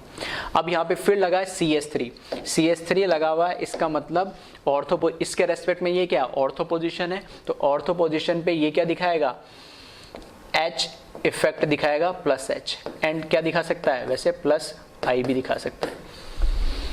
फिर ये लगा मेटा पोजीशन पे, तो मेटा पोजीशन पे H या R या M इफेक्ट काम नहीं करता है, तो सिर्फ और सिर्फ कौन सा इफेक्ट दिखाएगा, ये प्लस I इफेक्ट दिखाएगा। और यहाँ पर अगर हम बात करें तो पैरा पोजीशन पे लगा है तो फिर से ये plus I and plus H दोनों इफेक्ट दिखाएगा, ठीक है। तो हमने बात करी थी पहले भी कि एक ग्रुप और एटम I इफेक्ट तो ऑलवेज दिखाता है, H M और ये इफेक्ट हो दिखाए ना दिखाए वो उस पर डिपेंड भी करता है। तो CH3 तो H तो दिखाता ही। अब हमें ये कि जो फिनॉक्साइड आयन है ये सब कैसे डोनेटिंग हो गए, तो हमें तो ऐसे चाहिए तो जो विड्रॉइंग हो। तो अब जो डोनेटिंग है वो कौन है कम, वो हमें देखना है। तो यहाँ पर ठीक है, थोड़ा सीक्वेंस मैंने ऐसे ही लिख दिया इसमें। तो इसमें चलो इस तरीके से लिख देता हूँ।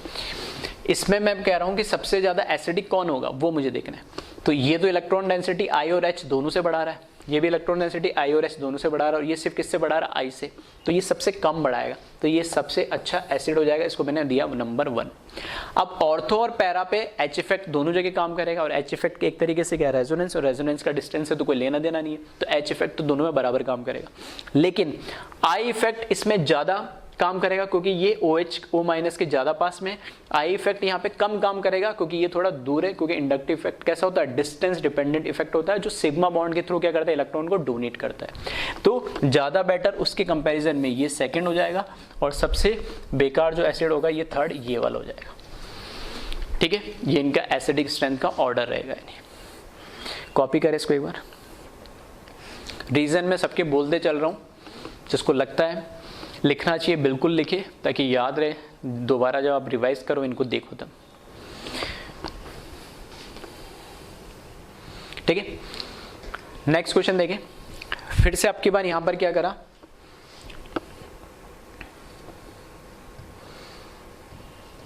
H हटाएंगे तो यहां जाएगा नेगेटिव चार्ज, यहां पे नेगेटिव चार्ज, यहां पे नेगेटिव चार्ज, ये फिनॉक्साइड आयन बनेगा जब H प्लस डोनेट करेगा। इन पे सभी में क्या है? पैरा पोजीशन पे लगे हुए, तो ये CH3 है तो पैरा पोजीशन पे क्या करेगा? Plus I and plus H दोनों इफेक्ट देंगे, ये भी देगा plus I and plus H, और ये भी क्या है? प्लस I एंड क्या देगा? Plus H। ठीक है, आइसोटोप से ही हाइड्रोजन के, तो हाइड्रोजन दे रहा है तो H इफेक्ट, तो ऑब्वियसली बात है इनके आइसोटोप्स भी देंगे। लेकिन अब यहाँ क्या होता है? आई इफेक्ट की अगर बात करूँ तो आई इफेक्ट तो इस डायरेक्शन में, हमें पता है आई इफेक्ट CH से ज़्यादा CD का होता है और CT का होता है। लेकिन H इफेक्ट का क्या फर्क पड़ रहा है? क्योंकि डोमिनेटिंग फैक्टर कौन सा है? डिस्टेंस देखेंगे तो दोनों का तो बराबर ही है, लेकिन आई इफेक्ट तो इस डायरेक्शन में बढ़ रहा है, मतलब इलेक्ट्रॉन को बढ़ाएगा। लेकिन H इफेक्ट को हमें देखना है, तो जो H इफेक्ट होता है ना, वो किस पे डिपेंड कर रहा है? C और H का बॉन्ड ब्रेक होने पे। तो यहाँ CH बॉन्ड ब्रेक होगा, यहाँ पे CD बॉन्ड ब्रेक होगा, और यहाँ पे CT बॉन्ड ब्रेक होगा। तो हमें पता है सबसे स्ट्रॉन्ग बॉन्ड कौन सा होता है? CT। तो CT बॉन्ड ब्रेक होने में सबसे ज़्यादा एनर्जी चाहिए होगी, सबसे ज़्यादा एनर्जी चाहिए होगी, तो ये सबसे बेकार H इफेक्ट होगा। उससे कम एनर्जी इसमें चाहिए होगी तो थोड़ा अच्छा H इफेक्ट होगा, और सबसे कम एनर्जी CH बॉन्ड को तोड़ने में होगी, तो ये सबसे अच्छा H इफेक्ट होगा। यानी तो ये H इफेक्ट के थ्रू सबसे ज़्यादा इलेक्ट्रॉन डेंसिटी ये बढ़ाएगा, उससे कम ये, और उससे कम ये। तो हमें तो वो चाहिए जो इलेक्ट्रॉन डेंसिटी क्या करे? कम से कम बढ़ाए, तो वो ये करेगा ही। तो ये सबसे अच्छा एसिड, ये उससे बेकार, वो सबसे बेकार। ठीक है, एक्सप्लेनेशन फिर से रिवाइंड करके सुन लेना। ठीक है, एक एक एक्सप्लेनेशन प्रॉपर तरीके से मैं बोल रहा हूँ, ठीक है, अपनी लैंग्वेज में लिख लेना उनको। कॉपी करें इसको।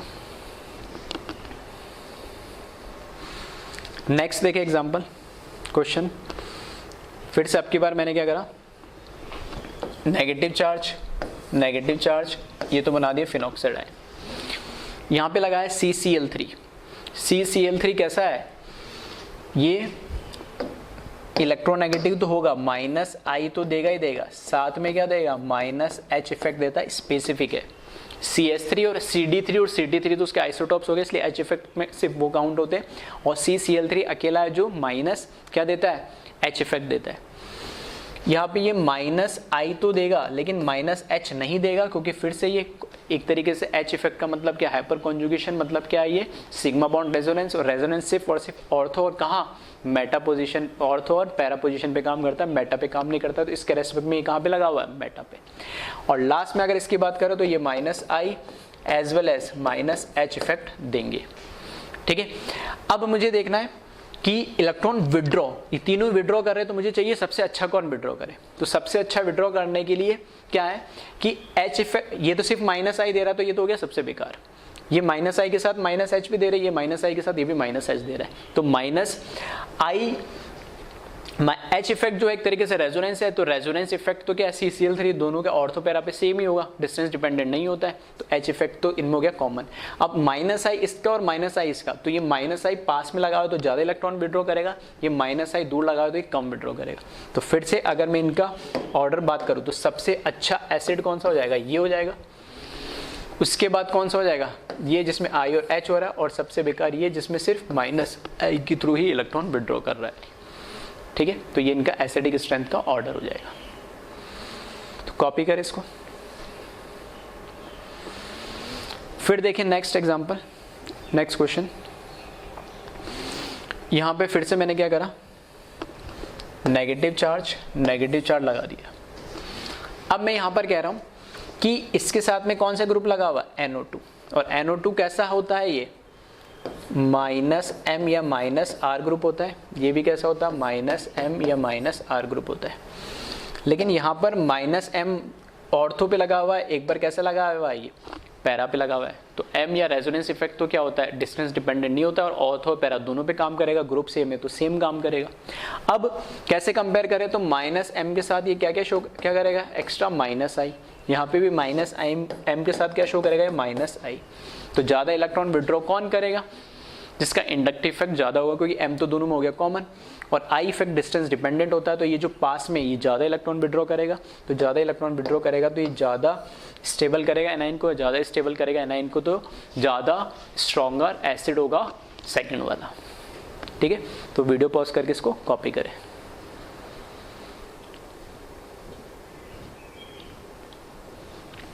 फिर देखें नेक्स्ट, इसी तरीके से हमने कंपेयर करा acidic strength of benzoic acid and it's derivative.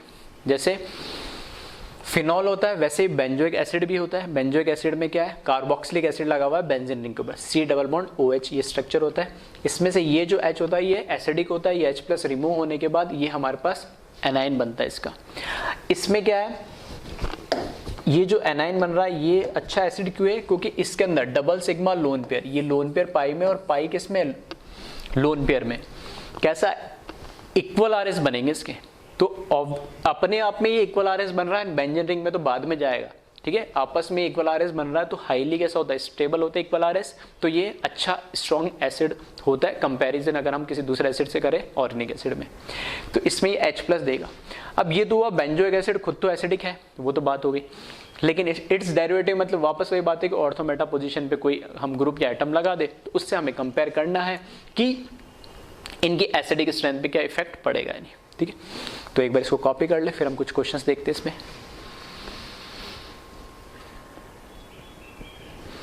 ठीक है, चाहो तो स्ट्रक्चर एक बना लेना, लेकिन हाँ ये ध्यान रखना इसके अंदर ये इक्वल RS शो करता है।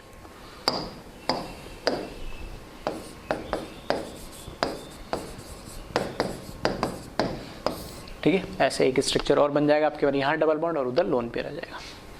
चलो अब देखते हैं हम इस पे कुछ क्वेश्चंस।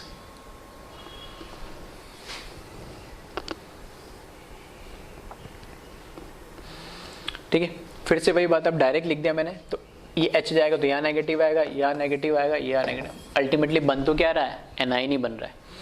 अब NO2 जो इस पे लगा हुआ है उसका इफेक्ट देखना है, तो NO2 का इफेक्ट कैसा होता है, -M या -R लिख सकते हैं। CH3 का कैसा होता है, +H, और OH क्योंकि ऑक्सीजन के पास क्या है, लोन पेयर होते, 2 लोन पेयर होते, तो ये कैसा होगा, +M या इलेक्ट्रॉन डोनेटिंग ग्रुप होगा, तो ये कैसा हो जाएगा, +M ग्रुप हो जाएगा। ठीक है, I इफेक्ट नहीं लिखा क्योंकि हमें अलग अलग इफेक्ट देखने को मिल रहे हैं, तो मैं उन्हीं से कंपेयर कर लूंगा। तो M इफेक्ट या मेसोमेरिक रेजोनेंस इफेक्ट सबसे डोमिनेटिंग होता है। अब मुझे क्या करना है, इसके अंदर मुझे देखना है कि इलेक्ट्रॉन डेंसिटी को कौन कम कर रहा है, क्योंकि नेगेटिव चार्ज है तो विड्रॉ करने वाला चाहिए, और लगे सब कहाँ पर है, पैरा पे, तो तीनों क्या करेंगे, हाइपर कॉन्जुगेशन भी होगा, यहाँ पे रेजोनेंस M और +M और -M दोनों होंगे। तो इस केस में क्या है कि मैं कह रहा हूँ कि इलेक्ट्रॉन विड्रॉइंग ग्रुप चाहिए, तो इलेक्ट्रॉन विड्रॉइंग यही अकेला तो सबसे स्ट्रॉन्ग ही हो जाएगा। अब ये दोनों तो है डोनेटिंग, अब डोनेटिंग में भी सबसे ज्यादा डोनेटिंग कौन सा होगा, +M वाला, ये +H वाला है तो थोड़ा वीक होता है, तो ये उससे अच्छा और ये सबसे बेकार। ठीक है, तो इस तरीके से एसिडिक स्ट्रेंथ हम कंपेयर कर लेंगे। कॉपी करें वीडियो पॉज करके इसको। फिर देखें नेक्स्ट। ठीक है, अगर इसकी बात करें हम, तो यहाँ लगा मैंने नेगेटिव चार्ज, यहाँ लगा मैंने नेगेटिव चार्ज, इन दोनों में कंपेयर करना है। तो कंपेयर करने के लिए मैंने बोला ये लगा इसके COH के कहाँ पे, पैरा पोजीशन पे, तो कैसा शो करेगा, +H एंड +I दोनों शो करेगा। ये कहाँ लगा, इसके रेस्पेक्ट में मेटा पोजीशन पे, तो H तो इफेक्ट शो नहीं करेगा, सिर्फ कौन सा इफेक्ट शो करेगा, I इफेक्ट। अब हमें चाहिए इलेक्ट्रॉन डेंसिटी कम करने वाले, ये तो दोनों ही क्या कर रहे हैं, बढ़ा रहे प्लस वाले, तो बढ़ा रहे तो भाई हमें तो कम करने वाले चाहिए, तो अगर बढ़ा रहे तो कौन कम बढ़ाएगा। तो ये एक इफेक्ट मुझे दिख रहा है, इसमें H इफेक्ट नहीं आ रहा, तो ऑब्वियस सी बात है ये अच्छा होगा कि ये कम क्या कर रहा है, ये कम क्या कर रहा है, इलेक्ट्रॉन डेंसिटी वहां पे बढ़ा रहा है। थर्ड वाले के अंदर अगर हम देखें, यहाँ पे फिर से नेगेटिव, यहाँ पे फिर से नेगेटिव, फिर CD3 और एक जगह लगा CT3। तो CD3 और CT3 में फिर से हम कंपेयर कर सकते हैं कि ये क्या देगा, प्लस I तो देगा ही देगा एंड प्लस H देगा। इसी तरीके से ये भी क्या है, प्लस I भी देगा एंड क्या देगा, प्लस H भी देगा। ठीक है, लेकिन दोनों I H दे रहे, दोनों प्लस दे रहे, तो डोमिनेटिंग कौन सा होता है, H इफेक्ट। तो H इफेक्ट देखना किसका ज़्यादा अच्छा होता है। तो H इफेक्ट हमें पता है कि CT बॉन्ड कैसा होता है, स्ट्रॉन्ग होता है तो टूटता नहीं इजीली, तो CD का ज़्यादा H इफेक्ट होगा, इसका ज़्यादा H इफेक्ट होगा तो ज़्यादा इलेक्ट्रॉन डेंसिटी को बढ़ाएगा, तो वो क्या करेगा, एनायन को अनस्टेबल करेगा। तो हमें चाहिए स्टेबल करने के लिए, तो ये लेस इलेक्ट्रॉन डेंसिटी को कम बढ़ाएगा, तो इसको थोड़ा सा इसके कंपैरिजन में तो स्टेबलाइज ये ज़्यादा होगा, तो अच्छा स्टेबल कॉन्जुगेट बेस बनेगा। कॉन्जुगेट बेस अच्छा होगा तो उसकी स्टेबिलिटी भी क्या होगी, ज़्यादा होगी। ठीक है, तो कॉपी करें इसको वीडियो पॉज करके।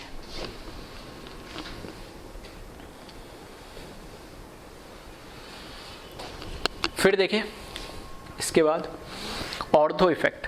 ठीक है, दो ऑर्थो इफेक्ट होते हैं, हम जीओसी के अंदर पढ़ते हैं, एक होता है SIR और एक होता है SIP। ठीक है, तो अभी आज हम सिर्फ SIR की बात करने वाले हैं, नेक्स्ट लेक्चर में हम SIP की बात करेंगे जब हम बेसिस की स्ट्रेंथ की कंपेयर करने की जब बात करेंगे। तो SIR क्या होता है, SIR का मतलब है स्टेरिक इनहेबिटेशन ऑफ रेजोनेंस। स्टेरिक का मतलब होता है धक्का मुक्की भीड़ भड़ाका। ठीक है, स्टेरिक मतलब उसमें यहाँ पे रिपल्शन हो, स्टेरिक क्राउडिंग जिसको हम बोलते हैं। इनहेबिटेशन का मतलब है कि वहाँ पे इनहेबिटेट मतलब उसको होने से रोक रहा है, हिंड्रेंस पैदा कर रहा है, रुकावट पैदा कर रहा है, किसके अंदर, रेजोनेंस के अंदर।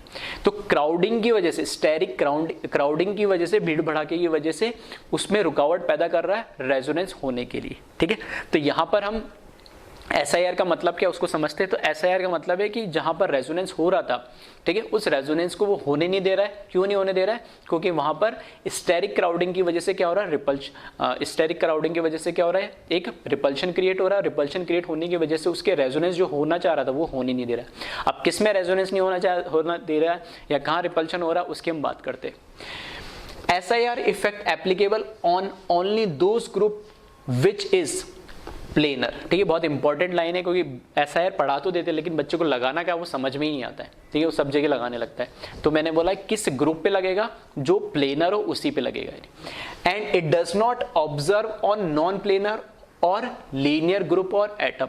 ऐसे किसी भी एटम पे या ऐसे किसी ग्रुप पे नहीं लगेगा जो खुद कैसा हो, या तो अकेला एटम हो, तो फिर तो प्लेनर नॉन प्लेनर की बात ही नहीं होगी, वो अकेला एटम तो कैसा लीनियर होगा। अगर ग्रुप ऑफ एटम है तो वो ग्रुप ऑफ एटम लीनियर है, या फिर वो ग्रुप ऑफ एटम कैसा है, नॉन प्लेनर है।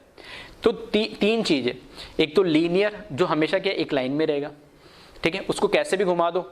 ठीक है, ये जैसे ये स्टाइलस है तो इसको ये लीनियर है, तो इसको कैसे भी घुमा दूं मैं, ऐसे घुमाने से क्या है, लीनियर ही रहेगा। ये जो हाथ है मेरा प्लेनर है, इसको ऐसे घुमा दूंगा तो अब प्लेन चेंज हो गया। ठीक है, और मैं जैसे अगर मैंने इस तरीके से ये उंगलियों को इस तरीके से करा तो ये एक तरीके से क्या हो गया, नॉन प्लेनर हो गया, 3D हो गया। तो इसको मैं कैसे भी घुमा लूँ ये ऐसे रहेगा, 3D रहेगा। तो ये किस पे लगेगा, जो प्लेनर होगा, यानी ना तो ये लीनियर पे लगेगा ना ही ये क्या करेगा। ठीक है, इस तरीके से जो उंगलियां है इसमें ये जो नॉन प्लेनर है, ना तो नॉन प्लेनर पे लगेगा ना ही लीनियर पे लगेगा, ये सिर्फ और सिर्फ ऐसे मॉलिक्यूल पे लगेगा जो प्लेनर है। अब कैसे पता लगेगा प्लेनर है, तो हम उसके हाइब्रिडाइजेशन से देख सकते हैं कौन कौन से प्लेनर है। ठीक है, तो एक बार पहले इसको कॉपी कर लें।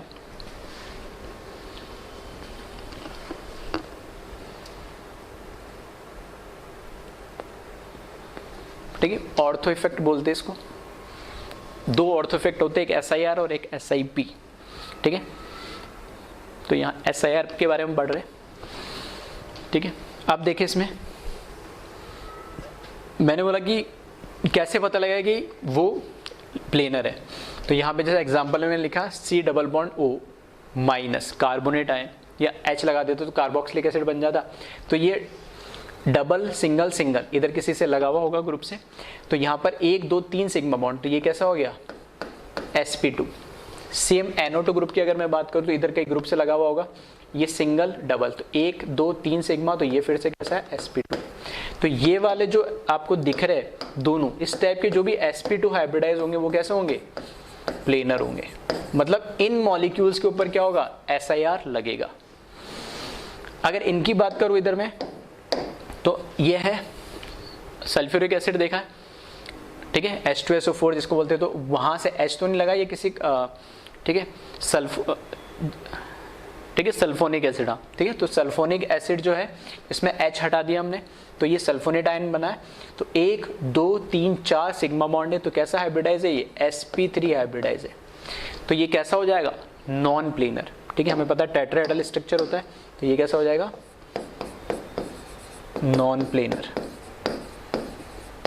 फिर यहां पर अगर हम बात करें CN की, तो ये CN कैसा है, कार्बन कैसा है, sp, ये भी कैसा है, sp। तो ओवरऑल जो मॉलिक्यूल है ये कैसा हो गया, लीनियर हो गया, यानी ठीक है, ये ओवरऑल मॉलिक्यूल कैसा हो जाएगा, लीनियर हो जाएगा।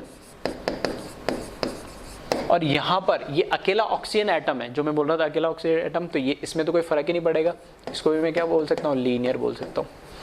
तो इसके ऊपर SIR नहीं लगेगा, चाहे तो नॉन प्लेनर हो या लीनियर हो, तो इन पे SIR नहीं लगेगा, ठीक है। तो इसको एक बार कॉपी कर ले।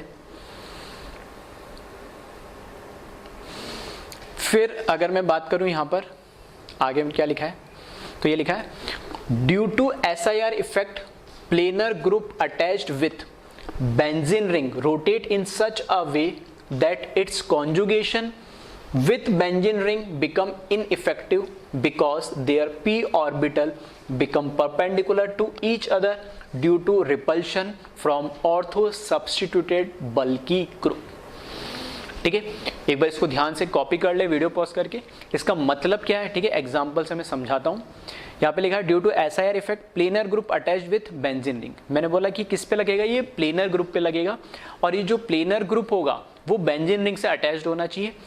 अब वो प्लेनर ग्रुप जो है बेंजीन रिंग के साथ अगर रेजोनेंस में पार्टिसिपेट कर रहा है, तो दोनों क्या है, सेम प्लेन के अंदर होंगे, ठीक है।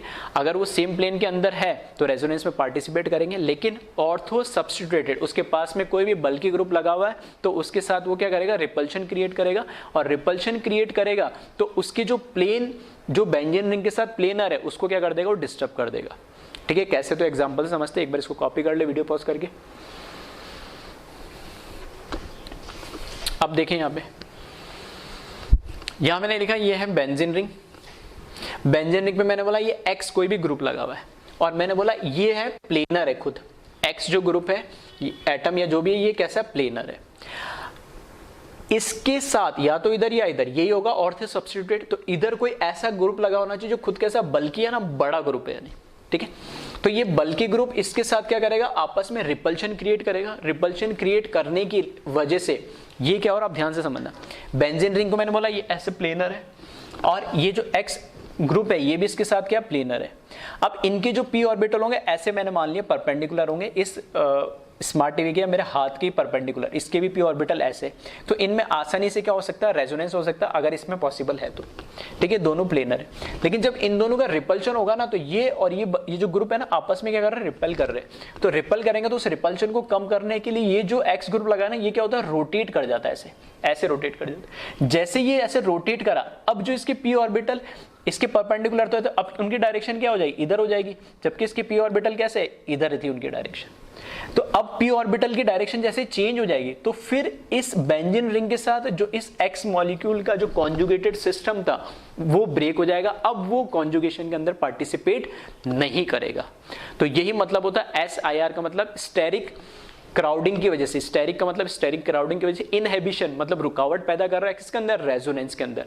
तो ये जो ग्रुप है इस बेंजीन रिंग के साथ जो कॉन्जुगेटेड सिस्टम में था, उस कॉन्जुगेटेड सिस्टम को इसने क्या करा, रिपल्शन की वजह से ब्रेक कर दिया। तो इसको हम बोलते हैं SIR इफेक्ट, जो एक ऑर्थो इफेक्ट होता है। ऑर्थो क्यों हुई, ऑर्थो पोजीशन पे होगा तभी। यहां होगा तो क्या इफेक्ट होगा, नहीं, ये फिर डिस्टेंस बढ़ जाएगा तो फिर रिपल्शन नहीं होगा। ये पैरा पे होगा तब नहीं होगा, तब डिस्टेंस बढ़ जाएगा तो रिपल्शन नहीं होगा। तो यही मैंने यहाँ पे लिखा है, X and benzene are in same plane, hence their p orbital are parallel to each other, which take part in resonance। ठीक है, तो ये X और ये जो बेंजीन होते हैं सेम प्लेन के अंदर होते हैं, सेम प्लेन में होते हैं, तो इनके p ऑर्बिटल रेजोनेंस में पार्टिसिपेट कर पाएंगे। लेकिन रेजोनेंस रिपल्शन की वजह से यहाँ पर क्या हो रहा है, वो जो p ऑर्बिटल है वो परपेंडिकुलर हो जाते हैं, और परपेंडिकुलर होते ही उनमें जो कॉन्जुगेशन हो रहा था, रेजोनेंस हो रहा था, वो खत्म हो जाता है। ठीक है, तो इसको एक बार कॉपी कर ले वीडियो पॉज करके।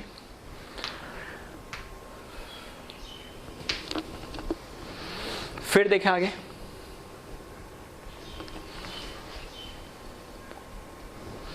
ठीक है। तो यहां पे एग्जांपल जैसे मैंने लिखा C double bond OH carboxylic group लगाया, उसके साथ में मिथाइल लगा दिया, मिथाइल, इथाइल, प्रोपाइल, ये सब कैसे बल्कि ग्रुप कहलाते हैं। तो ये इसके साथ रिपल्शन करेगा। तो पहले यहाँ पे देख सकते हो डबल सिग्मा डबल, ठीक है, इसके साथ कॉन्जुगेटेड सिस्टम में था ये, लेकिन जैसे रिपल्शन होगा तो ये प्लेनर तो ये रोटेट हो गया। जैसे रोटेट हुआ तो इसके जो p ऑर्बिटल था वो कैसे हो गया, इसके p ऑर्बिटल के परपेंडिकुलर हो गया। तो अब इनमें आपस में एक जो कनेक्शन था वो ब्रेक हो गया, अब कॉन्जुगेटेड सिस्टम नहीं बचा है, ठीक है। तो इसको कॉपी करें और एक क्वेश्चन एग्जाम्पल के फॉर्म में देख लेते हैं कैसे हम इसको देखेंगे,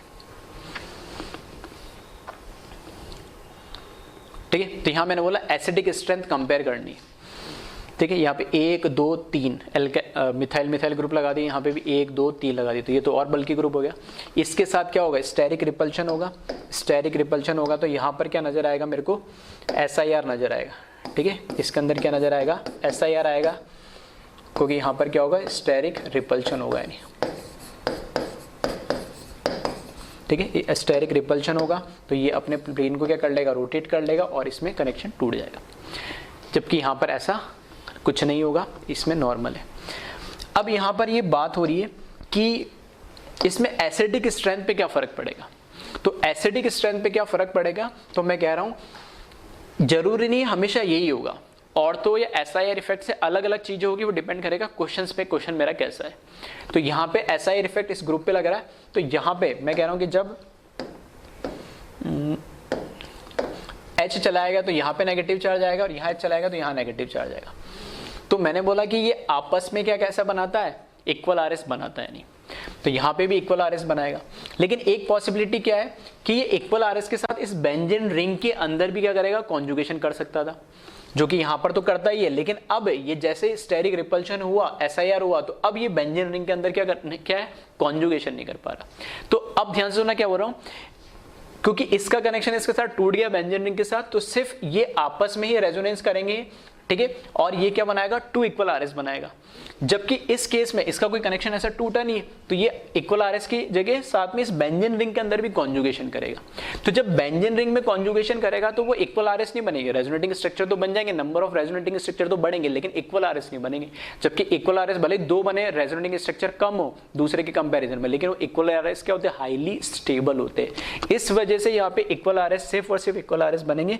तो इसमें एसिडिक स्ट्रेंथ होगी वो इसकी क्या हो जाएगी, सबसे इसके कंपैरिजन में ज्यादा हो जाएगी, ठीक है। फिर से सुनना, मैंने क्या बोला कि इस केस में जब स्टेरिक रिपल्शन होगा तो इसका इसके साथ कनेक्शन टूट गया, तो सिर्फ इसमें 2 इक्वल RS बनेगी, एक तो ये, एक बार इधर नेगेटिव चार्ज और एक बार इधर नेगेटिव चार्ज। इस केस में डबल सिग्मा डबल इस पूरे रिंग के अंदर भी कॉन्जुगेशन कर सकता है, लेकिन कॉन्जुगेशन तो बढ़ जाएगा, नंबर ऑफ RS तो बन जाएंगे, लेकिन इक्वल RS नहीं बनेंगे सारे, यानी।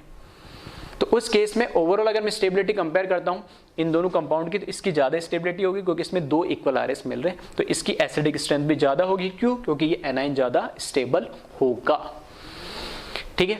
तो पूरे लेक्चर को ध्यान से सुन लेना, एसिडिक स्ट्रेंथ पे जितने भी क्वेश्चन हो सकते थे हर टाइप को मैंने कवर करा है, विद रीजन बताया, तो ध्यान से सुनना और फिर से समझ लेना, ठीक है। Okay, thank you class.